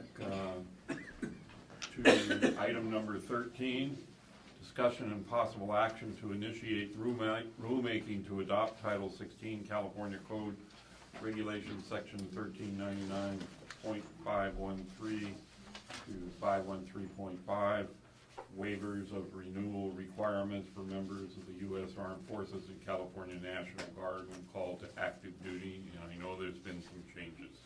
Yes. Good afternoon, everybody. So, quick recap, Business and Professions Code 114.3 allows the boards to waive any renewal requirements for active duty military. Since full-time militaries are active duty, we had to find a definition between active duty versus reservists being called up to active duty. So we came to the conclusion that those that were full-time military personnel this would relate to them being deployed, and any reservist would be called to active duty. So that was our basis to write the proposed language. Christy and I wrote a lot of proposed language several times. And after we completed, working with Jed too, thank you for your help, Jed, it was greatly appreciated. I spoke to one of our PAs who is in the Navy. And she called because she was going to be deployed in January, and she had to renew in March. And I said, "Or are you going to be doing this military waiver that's out there through the statute?" And she says, "Oh, we're not allowed." So apparently the military has sent out, and I think Jed has some additional information on this, but they've sent out, the Department of Defense is trying to make all of the entities of the military under one umbrella as to what is required. So this lady, who is the task force sergeant for the Navy in her area, has sent me an email stating that they are not allowed to have anything but an unrestricted license. So being military active or military inactive is not an unrestricted license. It's still considered restricted by the military, and they won't allow it. So we have one of two options. This regulation would still affect anybody in the military who has more than one state license. For us, I think that's a minimal amount. Recently in the past 4 years, we've had 2 people request military waivers, to give you an idea of how many people are actually looking at this. So for it to go into where you have to have more than one state license and then waive on one and have the other one active, I think we're even looking at a smaller amount of people. So our options today are to look at what Christy and I have come up in proposed language and move forward with the regulation, or table it and put something on our website that states that they should contact the Department of Defense for further information on whether military waivers are allowed within their units. So, Jed, do you want to elaborate on what you found out for the Army? Because I only have what the Navy told me. Yeah. Well, we all know about the Navy, right, Bob? As an Army guy, I kind of feel obligated to poke fun at the other services. But the Department of Defense is at a big time of change right now in terms of medical readiness and what they're doing. There's a big emphasis right now on medical readiness in all of the services, particularly in the Army, and with credentialing and licensing issues and many of those things. In looking at the original legislation here, I think that the intent behind it appears to me that the intent behind it was to make it easier on the service member to maintain their licensure so they didn't have to worry about that. Most places that deployments occur in, internet access is available. Our licensees can renew online. They are required to have a current credentialing packet when they go anywhere to do anything before they go, and pretty sure it's DOD, but I know for sure in the Army you have to have an active state license somewhere. So I don't know that looking at the intent behind it in terms of actually implementing it, that it's going to be of much benefit. And so until the DOD sort of gets settled on this readiness thing and what they're doing and how much integration there's going to be between the different services, the Navy is saying that right now, it might be better just to table it and see what happens in the next year or two and continue to monitor our licensees and see how much of a need there is for this type of thing. Okay, so do we need a motion to? I think it would be helpful to staff, I think it would be helpful to staff to know if you want us to table it for a period of time, in which case a motion would be appropriate. So like maybe table it for a year. I don't know what your time frame you think would be reasonable, and then bring it back for further discussion after that time period is passed to see whether they want to move forward with the proposal or not. Because at this point, we're just not sure whether this proposal would really benefit anyone in your practice area. So it looks like it's a Healing Arts Board issue exclusively. It wouldn't affect other professions in the department, but with respect to your profession, we just don't know what benefit there would be to this proposal moving forward. That's the clarity we need. Right. The other part of the issue is that, at least for our deployments, they're 90 to 100, well, they're 180 days. The longest we're gone, unless we volunteer to go longer, is 210 days. And that's well within the licensing period, that they can take care of that. So, yeah, I'll make the motion just to table it for a year and to monitor a licensee population assessing for need. Okay. For the year, just to see what is there. And do you recommend that we put something on our website about military personnel contacting the Department of Defense for what their requirements are? Right, and then to give some feedback to the board, like, okay, here's what, I'm in the Navy Reserve, and here's what our requirements are. I'm in the Air Force, and here's what we have to do, so that we have a little bit more information. Okay. Do I have a second? One second. Okay. Further discussion? I have a question. Being a Navy person. Uh-oh. Thank you. What happened in the case of this person who's going on active duty? She doesn't expire until March. She's not leaving until the end of January, so her renewal will actually be available to her at the beginning of January, which she was very happy about. And she said, just as soon as I get the notice, I'll go online and renew, and I'll be able to renew before I'm deployed. So that was. What if she wasn't able to renew? She can renew online. If she can't renew while she's gone, when she comes back, if she has gone into delinquent status, we normally waive that delinquency fee. By law, we have to. Okay. So we would waive the delinquency fee and just have her pay her regular renewal fee, and we would renew her as soon as we got the documentation. Right, thank you.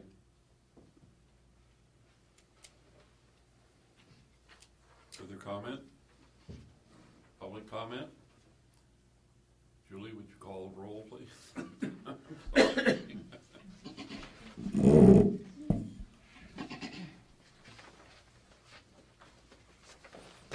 Charles Alexander, Aye. Jennifer Carlquist, Aye. Juan Armenta, Aye. Sonia Gurley, Aye. Javier Escobar Costa, Aye. Judd Grant, Aye. Xavier Martinez, Aye. Robert Sachs, Aye. Mary Valencia. Okay, motion carries. Moving on to item 14, regulations update, discussion and possible action. Number A, proposed amendments to Title 16, California Code of Regulations, Section 1399-514, renewal of license update. I do have an update on that one. Agency approved it, and I thought, I apologize for this, I thought it was a 30 calendar day review for OAL to then file it with the Secretary of State. It is a 30 business day review.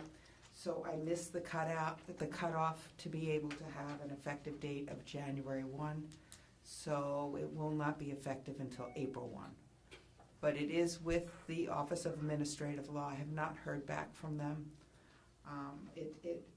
I sent it to them on October 29th. So, and the next one, your retired status. I also have an update on that. Agency has approved it. I got it back Friday when I wasn't here. So I will be submitting that to OAL as well this week.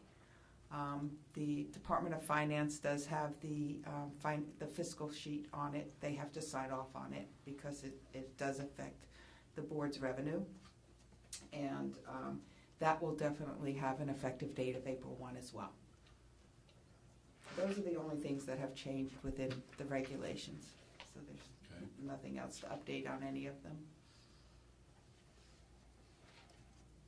Is there any further questions from board members? Public comment?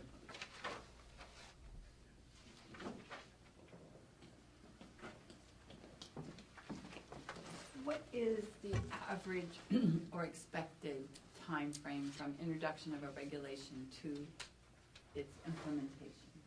12 to 18 months. And have most of these been completed in 12 to 18 months? No. Okay, so is there a reason for that? Do we know? It's been held up at DCA. Okay. It's unfortunate, I don't know what their procedure is. Because some is like 3 years, right? 3 or 4 years. There were a couple, one was our fault, that I know of, but that has actually come into effect. I think DCA went through some changes, so the regulations got held up in the review process. But otherwise in a normal time period? It's supposed to be between 12 and 18 months to get it approved. I was told that for a 45-day review, because I have to have agency approve a 45-day review. So once I submit my documentation to the DCA, legal and budgets are each supposed to have 30 days. Executive office is supposed to have 30 days, and then agency has 30 days. So that's 120 That seems days. reasonable, yes. That's 120 days right there. For some reason, sometimes it gets held up in a different department and it doesn't go through at the same time. I can't answer for the other departments and what takes, Yeah, why I they just can't. thought 3 years was a bit long, but it Yes. seems like we're getting back on track. We are definitely back on track. This one that we just did, the retirement fund agency had it less than 30 days and they got it back to me. Yeah, thank So, you. Okay, anything else on regulations? I don't have anything unless you guys do. Board members? Public comment? I just want to thank Anita for all of her hard work. I know that this is one of the most difficult jobs in the department to do, and it's very highly technical. So thank you. I have a great support group with Christy. Thank you. Thank you, and we'll hold on to this military review Yes. renewal Yeah. waiver. Okay. Did we vote on that? Make a motion? Julie called the roll. Oh, yeah, that's right, sorry. I was deep into reading here. You're getting, I know, too many you're getting cookies. into a presidential brain here. It's contagious. Is that like pregnancy Perfect. brain? Yeah. Okay, number 15, Education Workforce Development Advisory Committee update on Physician Assistant Education. Mr. Grant and Dr. Alexander. All right. So currently there are the accrediting body for PA programs met again since we last met. There are 236 PA programs in the United States. 51 of those programs are developing. In California, we have 16 accredited programs. 9 of those 16 are provisional programs. So by definition, a provisional program is within 5 years of starting. So that is a tremendous amount of growth. And so I think we talked about this last time, but when I came to the board 5 or so years ago, there were 7. And now there's 16 with 4 developing, so that we're within a few years we'll have 20 programs in California.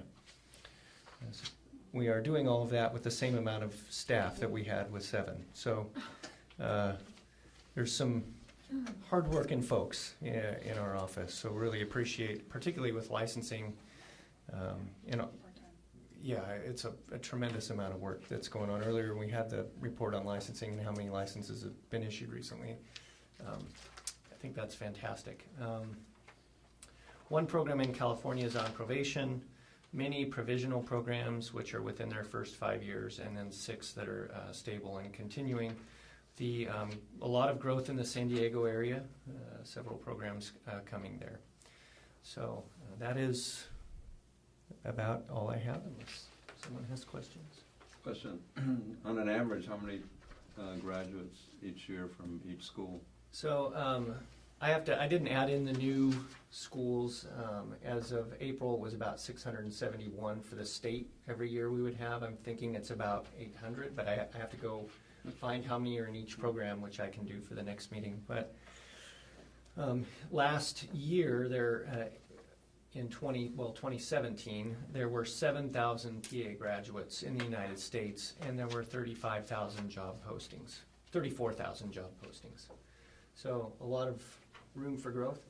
California is an area where many applicants to PA school come from, but we had so we have a very high ratio of applicants to the number of schools, and the market is correcting rapidly for that, which is why I think we see so many of these new programs coming up. Just looking at where I work, we have about 4,000 applicants for 45 seats, so it's pretty competitive. I got another, sorry. It's okay. That's what I get for making fun of the Navy. From a staffing point of view, I know, that's, Navy lost to Notre Dame. Yeah. From a staffing point of view, what do we do? I know we can't discuss it at this time, but for the next time, what do we have to do to project out as far as staffing? Staffing is on the agenda, so. So I can talk about it. You can. We are in the process of, since Sarah's only part-time, she's 20 hours a week, we are in the process of trying to get approval to put her to full-time. Julie and Anita have both pitched in to help kind of keep the apps flowing. Obviously, there are certain times of the year that are much busier than others, but so far I'm not seeing a slowdown. We are also looking at some other options depending upon budget and OTP and a few other things of hiring another office tech, which would be a backup for Sarah, so I'd actually have 2 people working on licenses. So we've got it in the works. We just have to figure out how to make it all work and put it together. So currently, does that affect your budget in terms of overtime or? Currently, the girls, if they're working overtime, they're taking CTO, which goes on the books, and eventually, yes, it will be paid out to them, or they can use it as comp time. We try to discourage paying them because it just it hurts our budget. I don't want to hear this. All right. But What'd she say? I did want to suggest revisiting your legislative proposals for a fee increase to see if you need to generate more revenue to help with the staffing issue that you were discussing. So I would suggest that for a future agenda item, maybe to follow up in January. I just think it's something that should be on the table now rather than. I agree, because you have all of this growth, which you have work that's needed for licensing, but then you have an ever-increasing number of licensees, Right. which there's Discipline. a discipline and it just keeps getting bigger and bigger. So anticipating the amount of growth that is going to be in the next, 3 or 4 years as these classes start being filled and licensees are graduating, you're going to have a lot of work. And that's not mentioned the migration of PAs to California as well. I agree, yeah. Yep. Anita has a question. There's a question. I have a question for you. Do provisional schools actually have classes started already? Yeah, so the provisional pathway, it never lasts more than 5 years. It involves 3 visits from the accrediting body, which is the ARCPA. So the accrediting body visits once before the first class starts, and then once when the first class is roughly halfway through, and the third time after the first class graduates. And then after that third visit, they can go on what's called continuing accreditation. And so when they're in provisional, they're in their first 5 years, but they don't matriculate a class until they're accredited. Okay, 'cause we've had some phone calls about students going into provisional schools. Is it going to affect them being able to qualify to take the national exam if they graduate from a provisional school? Yeah, so for our online folks, the question was if a student matriculates to a provisional school, do they still qualify to take the national certification exam and therefore be licensed? And the answer is yes. From a student perspective, accreditation is either present or absent. The status of the accreditation really doesn't have any bearing on their ability to take the national certification exam. I have a quick question. So with the numbers that you projected and going to Lynn, and I know that you're increasing hopefully from 1 person to full-time status, have we projected to see if that's enough? Not yet, no. Okay. So I don't know if we can put it on the agenda because I'm thinking that it may not be enough with the current increase in PA students going for licensure. We definitely can. We've been talking about growth quite a bit in the last few months, so it's something we definitely can have on the next agenda. Okay, thanks.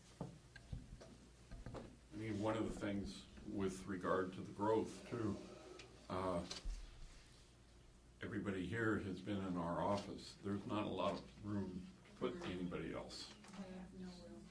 So that's also going to have to be factored in, and Lynn is already looking at additional office space upstairs, actually. Just time to start growing. Just out of curiosity, has Kaplan seen any increase in membership as a result of this growth? Yes, with big numbers comes growth in membership. The beauty for all of us, probably for Lynn too, is technology.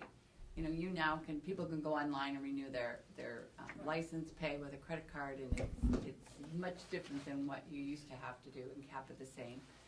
With our portal, yes, my staff is the same size as it's always been, more PAs, but the technology has made it much easier for us. That doesn't help the phone ringing, though. There's still more PAs calling every day, you and me. But the administrative stuff has been, a lot of it put online. But yes, there are more, which is good news for us. Thank you. Further discussion? Okay, we will go to report of the legislative committee. Mary Valencia was. Before you move on, I just would like to add under education, one of the things that I did this last, since we last met, was go to Dominican and gave a presentation on, I could have gave it in the report this morning, I didn't think about it till just now, but did give them a presentation on the laws regarding PA practice in California. So that's something I know the board staff regularly reaches out to all of these schools. That's another increased demand as there's more schools, more need to go out and talk to them about what licensing involves and that kind of. Yes, I do a couple of the programs down in Southern California, and my goal is to make sure they understand what the laws and regulations are, and I tend to get their attention and scare them a little bit, which is a good thing. But yeah, I appreciate any of the board members that do that, and maybe sometime in the next year we could formulate a standard PowerPoint presentation. That'd be a good idea. Yeah. On that aspect too, I would, something that Jed and I noticed at the medical board is they had a whole group of students at the med board meeting. And maybe we should reach out to programs to see if some of them that are up here would be interested in attending a meeting. Do you know if they give CE to their students or? They anything like that? can't get continuing education if they're not licensed yet. Right, so, but I mean, do they get any kind of credit if they come to a board meeting or something? Is that what happens? it's up to the program, but yeah, certainly it's something we could reach out to them and say, hey, you know, you guys want to come to a meeting? I mean, we have a few empty seats here. There's 2 here in town, but there's 4 within commuting distance to Sacramento. And we have a meeting in San Diego every year, which isn't too far from LA, and they could come. So. It would be nice to see some program attendees at our meetings. They have a better understanding of what they're getting into. Do you want a motion or anything regarding preparing a standardized slide deck for the board to look at, or do we need to add that to a future? Is that just something staff can do? Yeah, I mean, you could just have staff bring back a training presentation to a future meeting for your consideration. Okay. You don't need a motion for that. Okay. I will send Lynn a copy of mine. Yeah, and I think I sent mine too, so we Yeah. can maybe put them together. Okay, next item is number 17, which is legislative committee. Mary was unable to be with us today, so I forewarned Sonia yesterday afternoon. Yes, the Legislative Committee would like to discuss 3 bills that have been chaptered into law. The first is AB 2193, which is the Maternal Mental Health Bill. Just wanted to notify that on July 1st, 2019, a licensed healthcare practitioner who provides prenatal or postpartum care for patient has to offer the screen to mothers for maternal mental health conditions. So just wanted to make you guys aware of that. The second bill, SB 1338, which is the Electrical Gas Corporation rates, which has also been chaptered into law. This bill would authorize a physician assistant to certify in writing to the utility that the energy, heating, or cooling allowances is medically necessary to sustain life or for a person treated for life-threatening illnesses. So that means the agency cannot shut off services. Okay. The last is AB 2138, which we've talked about a few times. That's the licensing board. Existing law authorizes a board to deny, suspend, or revoke a license or to take disciplinary action against a licensee on the grounds that the applicant or licensee has been convicted of a felony. This bill would revise and recast those provisions to instead authorize the board to deny, revoke, or suspend a license on the grounds that the applicant or licensee has been subject to formal discipline or convicted of a crime only if the applicant or licensee has been convicted of a crime within the preceding 7 years for the from the date of application. This is substantially related to qualifications, functions, or duties of the business or profession for which the application is made, whether the applicant was incarcerated for the crime or convicted. And so Christy might have more additional information that she'd like to discuss on that. Okay, so this was the bill that we spent the most time on at our last board meeting because it would substantially revise your ability to examine crimes and whether you could use them to deny an applicant a licensure or even discipline in some cases. So you saw, it's a little bit out of order, sorry about that, the letter that we worked with your vice president, now going to be president, Mr. Grant, on to seek amendments that would maybe mute at least what we think would be consumer protection harm issues that were raised by the bill. And so the letter is in your packet. You'll see that the only thing that we really got out of what we asked for was additional time to implement the changes. So this bill would effectively, it would remove all of your ability to deny an applicant who's obtained expungement of a criminal conviction according to their probation or parole terms, and you would not be able to use a lot of your DUI and drug-related criminal convictions would be wiped out by this law. This law would go into effect July 1st, 2020. It would impose also for all the other crimes that you would be able to take discipline on today, a 7-year, what Mary called a washout period for basically all crimes except for crimes that are sex offender crimes or what is called a serious felony. So you could have a sexual battery felony and you would be able to deny or take discipline for any period of time. But if it's a misdemeanor sexual battery crime, the 7-year washout period, if you don't get the criminal conviction records before 7 years, you won't be able to use that to deny a licensee or an applicant going forward. In addition, you are required by this law, again effective July 1st, 2020, to remove all criminal history or conviction questions from all of your applications. And you're only allowed to request rehabilitation evidence, but you have to inform the applicant that you will not use it to deny them a license, which I don't understand because we use rehabilitation to help determine whether, there needs to be a denial at all. So it's not consistent with current law, but again, that's what this bill is intending to do, is to change the law. So what we're going to need to do going forward is your application will have to be substantively amended to remove anything relating to criminal convictions.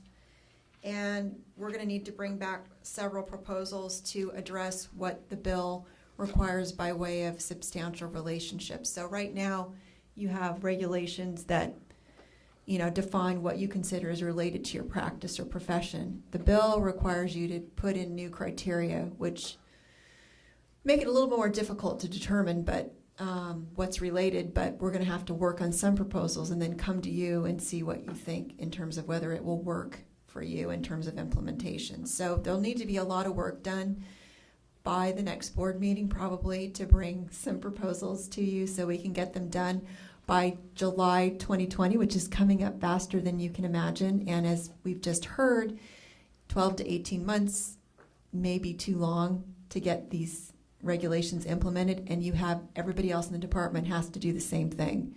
So we're going to be competing with all the other boards in the department to get these changes through in a timely manner in order to protect the public, and also abide by the law in implementing this bill. So there's going to be a lot of challenges here, and we're going to have to sit down and really think hard about it. So if anyone's willing to volunteer from the board that we might pick their brain while we're working on this, we'd appreciate your help.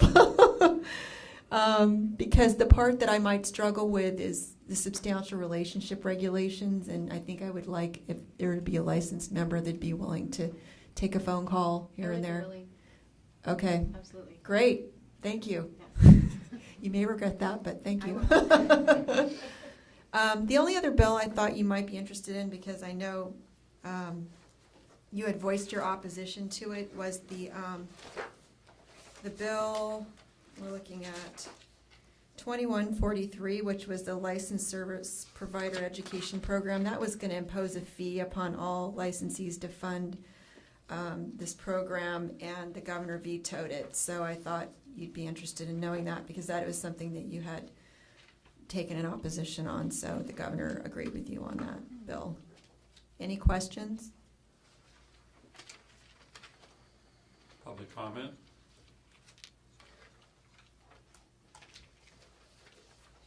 Okay. Move to the next item, number 18, agenda items for the next meeting. Obviously, OTP. I think we had legislative proposals for fee increases. We wanted to revisit that.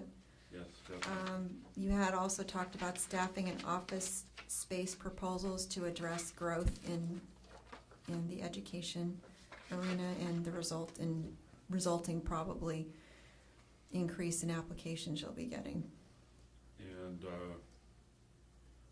some discussion and or decision on moving forward with separation from the medical board. I think that was part of the OTP legislation, but we can include that as a separate piece if you'd like that to be broken out. I think it would have to Okay, be. independent, and development of proposals for independent.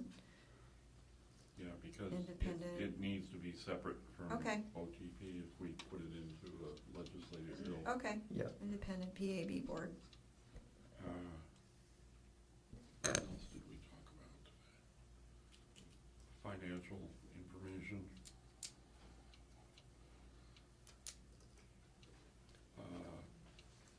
Staffing update and office update.